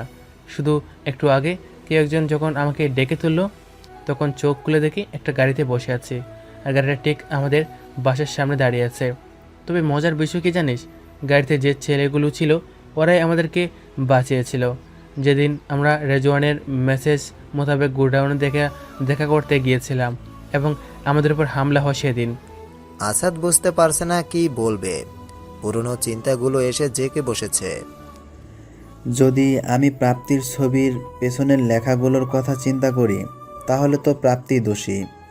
কিন্তু রাফি তো অন্য কথা বলছে, আর রাফির কথার সাথে আমার চিন্তা ভাবনাগুলো মিলছে না। কেমন তালগোল পাকে যাচ্ছে। এদিকে শিফাদের মুখে মুচকি মুচকি হাসি, যেটা আসাদের চোখ এড়ালো না। আসাদ এই হাসির কারণ খুঁজে পাচ্ছে না। খানিক কৌতূহলের সাথে শিফাতকে জিজ্ঞেস করল, কিরে, তুই এভাবে হাসছিস কেন? শিফাত নিজের মুখের হাসি বজায় রেখে বলে, হাসছি রাফির কথা শুনে। রাফি কি এতক্ষণ হাসির কথা বলল নাকি? আরে আসাদ, এখনো কিছু বুঝতে শিখলি না। নিজের মাথাটা একটু কাজে লাগা ভাই। এই মাথা নিয়ে তো রাজনীতি করতে পারবি না। সব সময় এত পেঁচানো কথা বলবি না তো। যা বলার খোলাখুলি স্পষ্টভাবে বলবি। না, আমি সব কিছু বলতে পারবো না। যদি আমি সবটা বলে দেই তাহলে তোর কি কাজ? হ্যাঁ, আমার পক্ষে যতটুকু বলা সম্ভব ছিল বা যতটুকু করা সম্ভব ছিল আমি করেছি, বাকিটা তুই নিজেই করে নে। হ্যাঁ, যদি তোর সাহায্য লাগে তবে আমি আছি, কিন্তু তোকে তোর লক্ষ্যে পৌঁছে দেব। সরি রে, আমি পারবো না। নিজের লক্ষ্যে তুই নিজেই পৌঁছাবি। যতটুকু করা সম্ভব বলতে বুঝলাম না ঠিক। কিছু না। আচ্ছা তোরা থাক। আর রাফি, এক কাজ কর, একটু ঘুমিয়ে নে, তাহলেই ভালো লাগবে, আর শরীরের দুর্বলতাও কেটে যাবে। আমি একটু বাইরে থেকে আসছি, ছোট্ট একটা কাজ আছে। যা। রাফি বেরিয়ে গেলে অনন্যা বলে, আসাদ, আমিও বরং চাই। অনেকটা দেরি হয়ে গেছে, মামা মামি আবার চিন্তা করবে। আমি পৌঁছে দিয়ে আসবো। না, তার দরকার হবে না। আমি সিএনজি নিয়ে চলে যেতে পারবো। তুমি রাফির কাছে থাকো যদি ওর কোনো কিছুর দরকার হয়। আর হ্যাঁ, যে কোনো প্রয়োজনে সবার আগে ফোনটা যেন আমার কাছে আসে, কথাটা মাথায় রেখো। অনন্যা বেরিয়ে গেলে আসাদ গেট লক করে রাফিকে নিয়ে রুমে চলে যায়। রুমটা বেশ গোছানো, তবে রুমটাতে আলোর বড্ড অভাব আছে। এত বড় রুমে মাত্র একটি লাইট। রুমের মাঝখানে একটি ইজি চেয়ার রাখা, যেখানে একটা মধ্যবয়স্ক ছেলে বসে আছে, আর ছেলেটার সামনে দাঁড়িয়ে আছে আরো অনেকগুলো ছেলে। ইজি চেয়ারে বসে থাকা ছেলেটি বলে, এবার বল সম্পূর্ণ কাহিনী, কিভাবে কি করলি? সামনে দাঁড়িয়ে থাকা ছেলেগুলোর মাঝে একটা ছেলে বলতে আরম্ভ করে, ভাই, রাফিকে আমরা একটা পুরাতন গোডাউন থেকে উদ্ধার করি। ও সেখানে অজ্ঞান অবস্থায় ছিল। এরপর ওকে আমরা হসপিটালে নিয়ে যাই এবং প্রাথমিক চিকিৎসা করে বাসায় রেখে আসি, এতটুকুই। তবে গোডাউনে আমরা অন্য কাউকে খুঁজে পাইনি। কিন্তু রাফি যে বলল প্রাপ্তিকে ওর সাথে নেওয়া হয়েছে, তাহলে তো গোডাউনে প্রাপ্তিরও থাকার কথা। পুরো গোডাউনের রাফি ছাড়া একটা কাক পক্ষেও ছিল না। ছেলেটার কথা শুনে ইজি চেয়ারে বসে থাকা ছেলেটি উঠে দাঁড়ায় এবং কোনো কথা না বলে হাসতে হাসতে রুম থেকে বেরিয়ে যায়। শিফাত রাস্তা দিয়ে হাঁটছে আর আসাদকে ফোন দিচ্ছে, কিন্তু আসাদ ফোন তুলছে না। উপায়ন্তর ফোনটা পকেটে রেখে শিফাত বাসার দিকে হাঁটতে আরম্ভ করে। বাসার সামনে গিয়ে কলিং বেল প্রেস করলে কিছুক্ষণ পর আসাদ এসে দরজা খুলে দেয়। আসাদের চোখের ঘুম ঘুম ভাবটা কাটেনি। হাত দিয়ে চোখ ডলতে ডলতে বলে, কি রে, এত দেরি করে এলি যে? তুই না বললি একটু পরে চলে আসবি? আমার কথা রাখ, তোকে যে এতগুলো ফোন দিলাম, ধরলি না কেন? কখন ফোন দিলি তুই? এই তো কিছুক্ষণ আগে। তাহলে হয়তো ঘুমানো ছিলাম, তাই শুনতে পাইনি। আচ্ছা, তোর সাথে আমার কিছু কথা আছে। যা, ফ্রেশ হয়ে ড্রয়িং রুমে আয়। আচ্ছা তুই বস, আমি চোখে মুখে পানি দিয়ে আসছি। শিফাতকে ড্রয়িং রুমে বসিয়ে আসাদ ওয়াশরুমে গিয়ে চোখে মুখে পানি দিয়ে শিফাতের পাশে এসে বসে এবং বলে, বল কি কথা? প্রাপ্তির কোনো খোঁজ পেলি? না, প্রাপ্তির ফোন তো বন্ধ বলছে। এখন তো আমারও চিন্তা হচ্ছে। রাফির কথা মোতাবেক যদি ওরা প্রাপ্তিকেও তুলে নিয়ে যায়, তাহলে তো প্রাপ্তির সামনে বিপদ। আমাদের উচিত প্রাপ্তিকে খুঁজে বের করা। তুই কি বলিস? আমরা শুধু শুধু মেয়েটাকে ভুল বুঝলাম। শিফাত মুখে এক গাল হাসি নিয়ে বলে, তুই এখনো বাচ্চাই রয়ে গেলি আসাদ। মানুষ তোকে যেটা দেখায়, যেটা বোঝায়, তুই ঠিক সেটাই বুঝে বসে থাকিস। নিজে থেকে কখনো কোনো রহস্যের উদ্ঘাটন করার চেষ্টা করিস না। তোর এই একটাই সমস্যা, আর এই জিনিসটা তোকে মৃত্যুর দিকেও ঠেলে নিয়ে যেতে পারে। কথাটা মাথায় রাখিস। আসাদ হাঁ হয়ে তাকিয়ে আছে শিফাতের মুখের দিকে। একটা রহস্যময়ী হাসি বিরাজ করছে শিফাতের মুখে। আসাদ ওই হাসির কারণটা বুঝতে চেষ্টা করছে, কিন্তু পারছে না। এমনটা অবস্থায় শিফাত বলে, আচ্ছা শোন, তোকে একটা কথা বলি। কিছুদিন পরেই তো ভার্সিটি ইলেকশন, তাই না? আর ভার্সিটি ইলেকশন শেষ হওয়ার 1 মাসের মধ্যে কিন্তু তোর পালাও এসে পড়বে। আমি জানি তোর মনে আমাকে নিয়ে অনেক প্রশ্ন আছে, আমার কার্যক্রম নিয়ে অনেক প্রশ্ন আছে, বা তোকে আমি এত কিছু বলি, কিভাবে বলি, কেন বলি, সব কিছু নিয়েই অনেকগুলো প্রশ্ন জমা হয়েছে তোর মাঝে। তো তুই যদি সামনের ইলেকশনে জয়লাভ করিস, তাহলে তোকে বলবো সব কিছু। তাই বলছি, এখন এসব নিয়ে মাথা ঘামাস না। সামনে যেটা আসতে চলেছে সেটা নিয়ে ভাব, বাকিটা আমি সামলে নেব। আসাদের ঘোর এখনো কাটেনি। এতক্ষণ যেন শিফাদের কথাগুলো ও গিলে গিলে খেয়েছে, কিন্তু কিছুই বুঝতে পারেনি। তাই শিফাদের কথাই মেনে নিল আসাদ। শিফাদের হ্যাঁ এর সাথে হ্যাঁ মিলালো। রিফাত মুস্কি হেসে নিজের রুমে চলে যায়। শিফাত মুস্কি এসে নিজের রুমে চলে যায়। রুমে যাওয়ার কিছুক্ষণ পরেই শিফাদের ফোনটা বেজে ওঠে। নাম্বারটা পরিচিত দেখে বিলম্ব না করে কলটা রিসিভ করে। হ্যালো মাস্টার, বল। প্রাপ্তির খোঁজ পেয়েছি। মামা তোর সাথে আছে? হ্যাঁ মামা আমার পাশেই দাঁড়িয়ে আছেন। মামাকে ফোনটা দে। আচ্ছা। ভাগ্নে কও। প্রাপ্তিকে নিয়ে আমার পার্সোনাল রুমে রাখো, আমি রাতে আসব। ভাগনা তুমি কি করতে চাইতেছো? মুই কিন্তু বুঝা এলাইছি। আরে ধুর, উল্টো পাল্টা কথা বইল না তো। আচ্ছা মুই দেখতেছি, এমন রাহে তাহলে। রাফি মাত্র ঘুম থেকে উঠল, দুর্বলতা কাটেনি এখনো। বিছানায় থেকে নেমে ওয়াশরুমে চলে গেল ফ্রেশ হবার জন্য। ওয়াশরুম থেকে বেরিয়ে ড্রয়িং রুমের সোফায় নিজের তাশরিফ জমিয়ে টিভিটা অন করলো। বেশ মনোযোগ দিয়ে টম অ্যান্ড জেরি দেখছিল রাফি। হাসছিলেও বটে। মনোযোগে ব্যাঘাত ঘটে ফোনের শব্দ শুনে। বেশ বিরক্তি নিয়ে কলটা রিসিভ করে ফোনটা নিজের কানে ধরলো। হ্যালো, কে? আমি শিকদার। জি ভাই, বলেন। ইলেকশনের তো আর বেশি দিন নেই রাফি, কিন্তু এখন পর্যন্ত একটা ভালো খবর তুমি আমাকে দিতে পারলে না। ভাই, বাসা তো এখন আসাদ আছে, আমি বরং আপনার সাথে দেখা করে কথা বলি। আচ্ছা ঠিক আছে, আমি অপেক্ষায় থাকবো তোমার কোনো ভালো খবরের। আর যদি সেটা না হয় তাহলে বাকিটা তো তুমি জানোই। চেষ্টা কোনো ত্রুটি রাখিনি আমি, কিন্তু সময় এবং সুযোগ কোনোটাই মিলছে না, সেজন্য একটু দেরি হচ্ছে। তবে আপনি চিন্তা করেন না, আপনাকে আমি হতাশ করব না। তাই যেন হয়, না হলে কিন্তু আমিও আমার কথা রাখতে পারবো না। সময়ের টানে অনেকগুলো দিন অতিবাহিত হয়েছে। ভার্সিটি ইলেকশনও শেষ। আসাদের ইলেকশন আসতেও বেশি দিন বাকি নেই। নবাবী ভোজের রূপটপে বসে সেই কথাগুলোই ভাবছিল আসাদ। হঠাৎ একটা বাচ্চা মেয়ে এসে ওর দিকে একটা গোলাপ বাড়িয়ে দিল। আসাদ প্রথমে কিছুটা অবাক হলো, পরক্ষণেই গোলাপটা নিজের হাতে নিয়ে মেয়েটিকে বলে, এটা আমাকে কেন দিলে আপু? মেয়েটা হুট করেই খানিকটা হেসে দিয়ে বলে, আমার কাজই তো এটা। হাসিটা বড়ই মলিন। বোঝাই যাচ্ছে মেয়েটি নিজের অবস্থাতে বেশ ভালোই আছে। আসাদ মেয়েটিকে নিজের কোলে বসিয়ে জিজ্ঞেস করে, কিন্তু এটা তো তোমার স্কুলে যাওয়ার সময়, খেলাধুলা করার সময় আপু, সেটা না করে তুমি এখানে মানুষকে ফুল দিয়ে বেড়াচ্ছ। মেয়েটি বিষণ্ণ গলায় উত্তর দিল, আমার কাছে তো টাকা নেই যে আমি স্কুলে যাব। এই কাজ করে যতটুকু টাকা পাই সেটা দিয়ে আম্মুর চিকিৎসা করাচ্ছি। এখন আমি যদি সেটা না করে স্কুলে যাই তাহলে আমার মা যে মারা যাবে, তখন আমি কার কাছে থাকবো? কি হয়েছে তোমার মায়ের? ডাক্তার আঙ্কেল বলেছে আমার মায়ের নাকি খুব কঠিন একটা রোগ হয়েছে, যেটার চিকিৎসা করতে অনেক টাকার প্রয়োজন। আমি তো ছোট, কেউ আমাকে বড় কোনো কাজ দেয় না, তাই এই কাজটাই করি।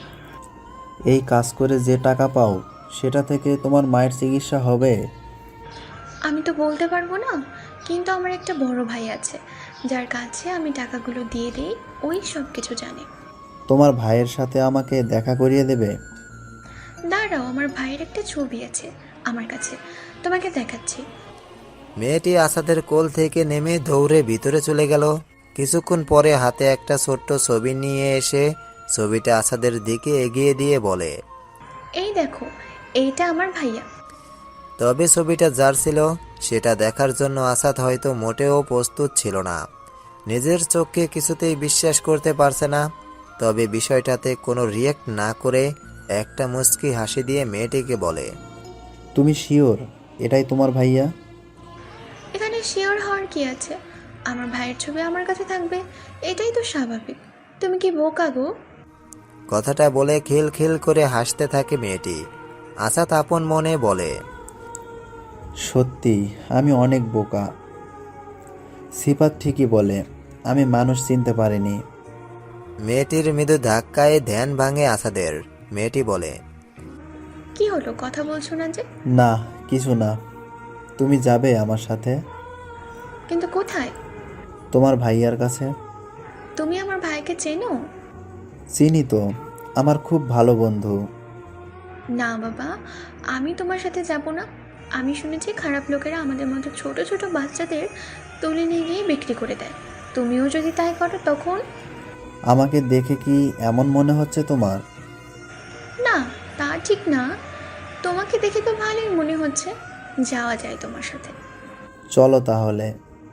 মেয়েটি আসাদের হাত আঁকড়ে ধরে বলে। চলো। রাফি ক্রিকেট খেলার বেশ বড় একজন ভক্ত।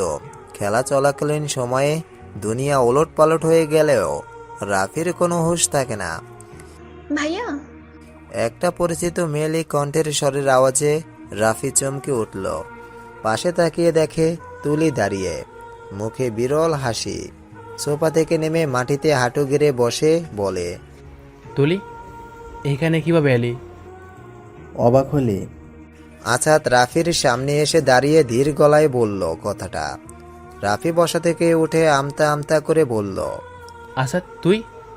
এক্সপেক্ট করিসনি তাই না? অবশ্য না করারই কথা। আসলে ভাবিসনি কখনো এমন হতে পারে কি, তাই তো? ঠিকই ভাবতি, তবে আজকে ভাগ্যটা হয়তো তোর সাথে ছিল না। সেজন্যই আমার তুলির সাথে দেখা হয়ে গেল। তুলিকে আমি অনেকদিন দেখতে চেয়েছি, এমনকি তোর গ্রামেও যেতে চেয়েছি, কিন্তু তুই আমাকে দেখাসনি, এমনকি তোর বাড়িতেও নিয়ে যাসনি। কেন করেছিলি সেগুলো? যাতে নিজের বোনকে নিয়ে ব্যবসা করতে পারিস। রাফি উচ্চ গলায় বলে, কী সব যাতে বলছিস? ব্যবসা মানে কি? হ্যাঁ, ব্যবসা নয় তো কি? যে বয়সে মেয়েটা স্কুলে যাবে, খেলাধুলা করবে, তা না করে ও কি করছে? রেস্টুরেন্টে মানুষকে ফুল বিলাচ্ছে। বাহ, কি অসাধারণ চিন্তা ভাবনা তোর। এতই যখন টাকার দরকার ছিল তো আমাকে বলতি, আমি দিতাম। নিজের বোনকে দিয়ে এসব না করালেও পারতি। আমার 5-10 হাজার টাকার দরকার ছিল না যে তোকে বলবো। আমার দরকার লাখ টাকার, না হলে আমার মাকে আমি হারিয়ে ফেলবো। কি হয়েছে আম্মুর? দুটো কিডনি নষ্ট হয়ে গেছে। ডাক্তার বলেছে প্রতিস্থাপন করা নাকি সম্ভব না। বাসায় রাখার একমাত্র উপায় হলো ডায়ালাইসিস, যেটা প্রতি মাসে 2বার করে করতে হবে। এত টাকা আমি কোথায় পাবো? হাসালি রে রাফি, যাকে আমি মা বলে ডেকেছি তার এত বড় একটা অসুখ হয়েছে, আর সেটা তুই আমাকে একবার বললি না পর্যন্ত। আমি জীবন দিতেও ভাবতাম না। তোকে একটা কথাই বলবো, তুই সত্যি আমার যোগ্য একজন বন্ধু। তোর মতো বন্ধু পেয়ে আমি ধন্য। রাফি নিজের চোখের পানি ধরে রাখতে পারছে না। আসাদকে শক্ত করে জড়িয়ে ধরে বলে, মাফ করে দে আমাকে। সত্যি আমি বুঝতে পারিনি। জানিস, আমি না বুঝে কত বড় একটা অন্যায় করতে যাচ্ছিলাম। আসাদ রাফিকে নিজের থেকে ছাড়িয়ে নিয়ে বলে, কিসের অন্যায়? আমি শিকদারের সাথে হাত মিলিয়েছিলাম। শিকদার বলেছিল তোকে মারতে পারলে আমাকে 5 লাখ টাকা দেবে। আমার মাথা ঠিক ছিল না। আমি ওর প্রস্তাবে রাজি হয়ে যাই। তখন আমার মাথায় শুধু টাকার চিন্তা ছিল, অন্য কিছু বাবার অবস্থায় আমি ছিলাম না। আসাদ মুস্কি এসে জবাব দিল, সিফাত একটা কথা প্রায় বলে, শুনেছিস তো?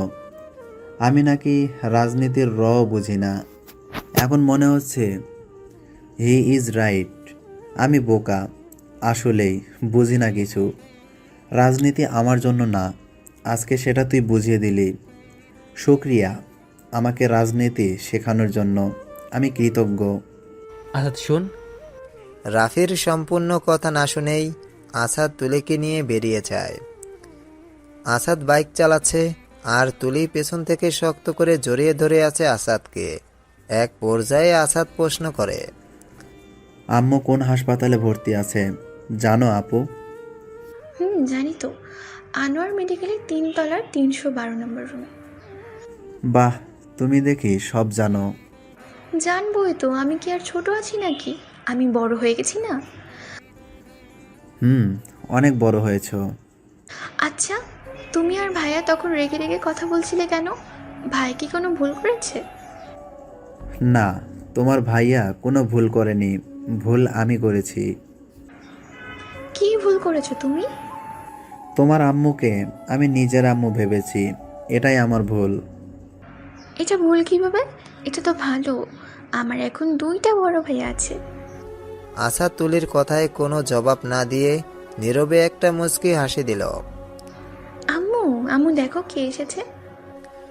তুলির ডাকে ঘুম ভাঙে সেলিনা বেগমের। মিটমিট করে তাকিয়ে দেখেন তুলি ওনাকে ডাকছে, আর পাশে আসাদ দাঁড়িয়ে। আসাদকে দেখেই ওনার মুখ জুড়ে হাসি খিলখিল করে ওঠে। একটা হাত আসাদের দিকে বাড়িয়ে দিলে আসাদ হাতটা আঁকড়ে ধরে। উনি কর্কশ গলায় বললেন, জানো, আমি রাফিকে কতবার বললাম আসাদকে নিয়ে আসিস, আসাদকে নিয়ে আসিস। ও শুধু বলে তুমি নাকি অনেক ব্যস্ত, আসতে পারবে না। তুমিই বলো, মায়ের সাথে দেখা করতে এলে কি ব্যস্ততা থাকে? আসলে আমি দেশের বাইরে ছিলাম, তাই আসতে পারিনি, কিন্তু এখন থেকে প্রতিদিন এসে তোমার সাথে গল্প করে যাব। আসাদের কথা শুনে সেলিনা বেগম আনন্দের হাসি হাসলেন। সে কি হাসি! মায়ের মুখের হাসির কাছে হয়তো দুনিয়ার সব সুখ তুচ্ছ। অন্যদিকে সিফাত প্রাপ্তির সামনে বসে আছে, হাত বাঁধা পা বাঁধা অবস্থায়। বেশ অসহায় প্রাপ্তি, এক মনে সিফাতের দিকে তাকিয়ে আছে, চোখ দিয়ে গিলে ফেলার উপক্রম। সিফাত নিজের চেহারাটা হাত দিয়ে আরেকটু সামনে টেনে নিয়ে প্রাপ্তিকে বলে, কেমন আছো? প্রাপ্তি গলা ফাটিয়ে উত্তর দিল, মজা নিচ্ছিস তুই আমার সাথে? হাত পা খোল আমার, জানে মেরে দিবে একদম। ওহ, কি তেজ! সত্যি অসাধারণ একটা চরিত্র তুমি।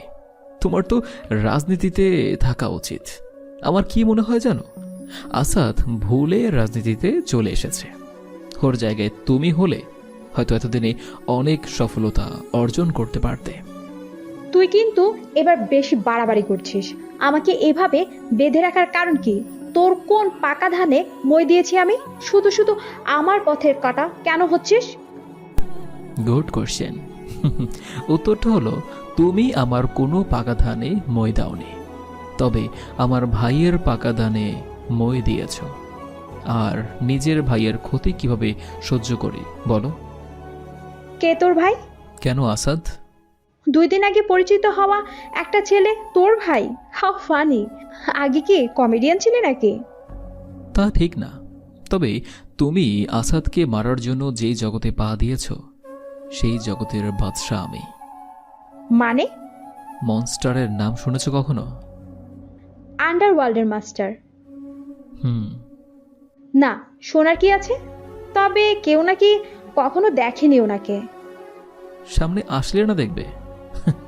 মাস্টার নামটা শুধু শুধু সবাই ভয় পায় না, মাস্টার একটা ব্র্যান্ড। মাস্টার নামটা ভালো মানুষদের জন্য যেমন আনন্দের কারণ, ঠিক তেমনি খারাপদের জন্য ভয়ের আভা। তোমার কাছে ছোট্ট একটা প্রশ্ন, যদি মাস্টার তোমাকে এখন মেরে ফেলতে চায়, তাহলে তুমি কি করবে? হাসালি, আমাকে মারতে এলে নিজে ফেরত যেতে পারবে না, জিন্দা কবর করে দিয়ে দিব। তাই? কোনো সন্দেহ আছে? ইয়া, অবভিয়াসলি। মাস্টারকে এনে দে, তোর সন্দেহ দূর করে দিব।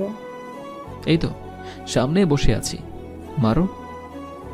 সিফাতের কথায় হতভম্ব হয়ে যায় প্রাপ্তি। সিফাতের মুখে এমন কোনো কথা হয়তো ও আশা করেনি। করবেই বা কিভাবে? 2 দিন আগে আসা একটা ছেলে, যে কিনা আসাদের ছায়ার তলে পড়ে থাকতো, সে নিজেকে মাস্টার পরিচয় দিচ্ছে। সেই মাস্টার যার নামে সম্পূর্ণ আন্ডারওয়ার্ল্ড চলে, যাকে কেউ কখনো চোখে দেখেনি। হঠাৎ কেউ এসে নিজেকে মাস্টার বলে দাবি করলে চমকানোটা তো স্বাভাবিক। প্রাপ্তি খানিক অট্ট হাসি হেসে বলে, তোর কি মনে হয় আমি এখন মজা করার মুডে আছি? তোর কমেডি তুই সার্কাসে গিয়ে শোনাবি, অনেক ইনকাম হবে, তবে আমাকে নয়। মুখে একটা মুচকি হাসির রেখা টেনে বলে, If you think you are good at politics, then you could know one thing. I am the maker of roast politician. সিফাত বসা থেকে উঠে পকেট থেকে একটা সুইচ গিয়ার বের করে বলে, This is for you. I don't think that I should waste a bullet on you to an ungrateful person. ব্লেডের ধারটা অতিরিক্ত ছিল। প্রাপ্তির গলায় ছোঁয়ানোর সাথে সাথেই রক্ত বের হতে শুরু করে চুইয়ে চুইয়ে। সিফাত এক টানে ব্লেডটা সরিয়ে ফেলে প্রাপ্তির গলা থেকে। ছটপট করতে করতে প্রাণ হারায় প্রাপ্তি। রুম থেকে বেরিয়ে যেতে যেতে সিফাত মামাকে বলে, মামা, ভাগ্নে কও। লাশের সাথে কি করতে হবে আশা করি জানো তুমি। ইহা আবার কইতে হয়? লাস্টারে কুচি কুচি কইরা মই তোমারে ছবি পাঠাই দিমু, তুমি যাও। সিফাত কোনো উত্তর না দিয়ে হাসতে হাসতে বেরিয়ে গেল। ন্যাশনাল পার্কের একটা বেঞ্চিতে বসে আছে আসাদ এবং সিফাত।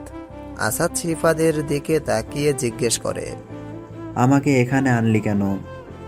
কিছু কথা বলার জন্য। সেটা তো বাসায়ও বলা যেত, এত দূর আসার কি দরকার ছিল? দরকার আছে বলেই তো আসলাম। আচ্ছা বল, কি কথা? তোর রাজনীতিতে আসার কারণ জানতে চাই আমি। শুনবি? বল।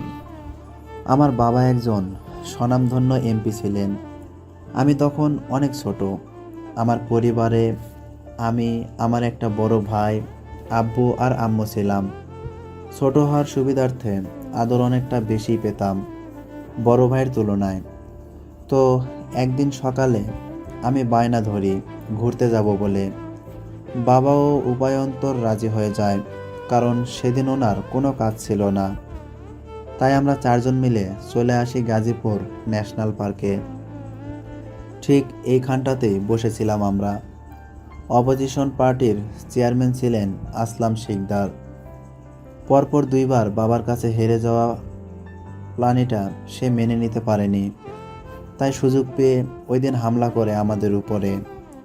বাবা মা তো মারা গিয়েছিলেন, তবে আমি আর ভাই বেঁচে গিয়েছিলাম।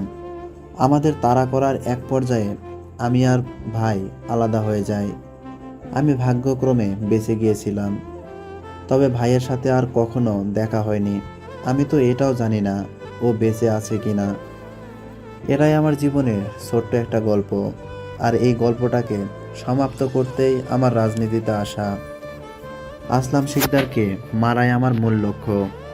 হ্যাঁ, মারতে তো আমি এখনই পারি যদি চাই, তবে না, ওকে আমি পাওয়ার দিয়েই মারব, কাঁটা দিয়ে কাঁটা তোলা। মজার বিষয় হলো, আমি যাকে সবচেয়ে বেশি বিশ্বাস করতাম সেই রাফি আমাকে শিকদারের সাথে হাত মিলিয়ে মারতে চেয়েছিল। রাজনীতি বিষয়টা কি জানিস? হ্যাঁ, মনে কর আমার এক হাতে 1 কাপ চা আর অন্য হাতে একটা বিস্কুট। 1 কাপ চায়ের আমি একটু খেলাম আর বিস্কুটকেও একটু খাওয়ালাম। এটা হলো মানবতা। এবার সেই বিস্কুটটাকেই আমি খেয়ে ফেললাম। এটা হলো রাজনীতি। রাজনীতিতে নিজের ছায়াকেও বিশ্বাস করতে নেই। সেটা হারে হারে টের পাচ্ছি। এবার আসি তোর প্রশ্নের উত্তরে। আমি কেন তোকে সাহায্য করি বা আমি এত কিছু কিভাবে জানি? হ্যাঁ, তোর কাছে সেই পার্সেল আসা থেকে শুরু করে সব কিছুই আমার করা। মাস্টারের নাম তো শুনেছিস? সবাই তো চেনে, তবে শুধু নামে, চেহারায় নয়। চেহারা কেউ দেখেনি। আমি সেই মাস্টার, আর তোর বড় ভাই। দেখ সিফাত, এখন আমি মজা করার মুডে নেই। তোর বড় ভাইয়ের বাম হাতে একটা জন্ম দাগ ছিল, নিশ্চয়ই তোর মনে আছে। তুই জানলি কিভাবে? সিফাত নিজের বাম হাতটা আসাদের দিকে এগিয়ে দিয়ে বলে, দেখ তো, এটা সেই দাগ কিনা। আসাদ অবাক হয়ে কিছুক্ষণ তাকিয়ে থাকে সিফাতের দিকে। আসাদের অবাক চাহনি স্পষ্ট বলে দিচ্ছে নিজের হারানো ভাইকে খুঁজে পাবার আনন্দ।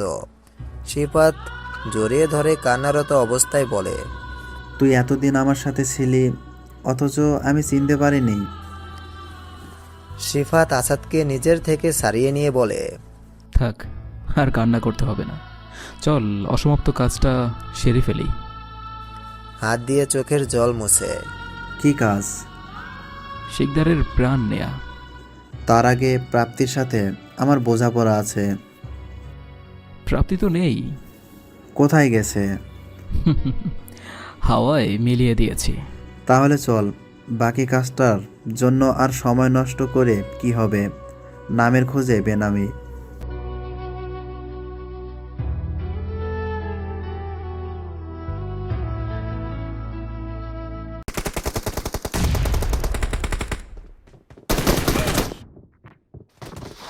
Watch out!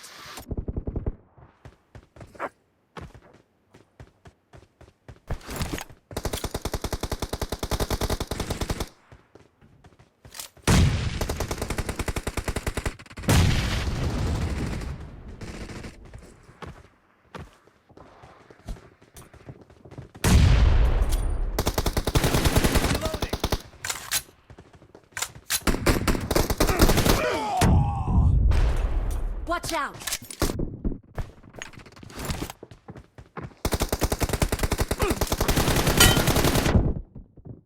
Watch out!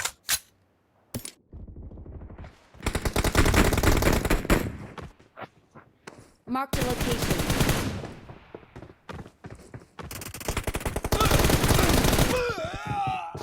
Watch out!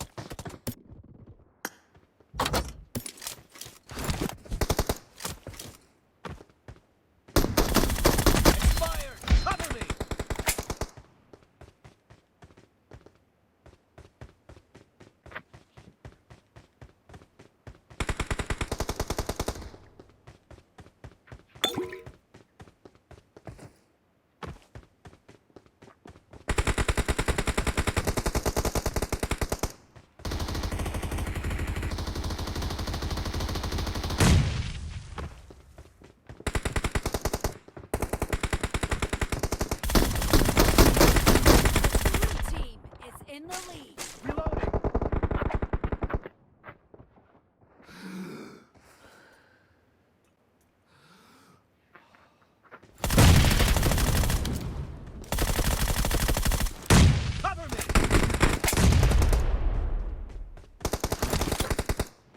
Marked a location.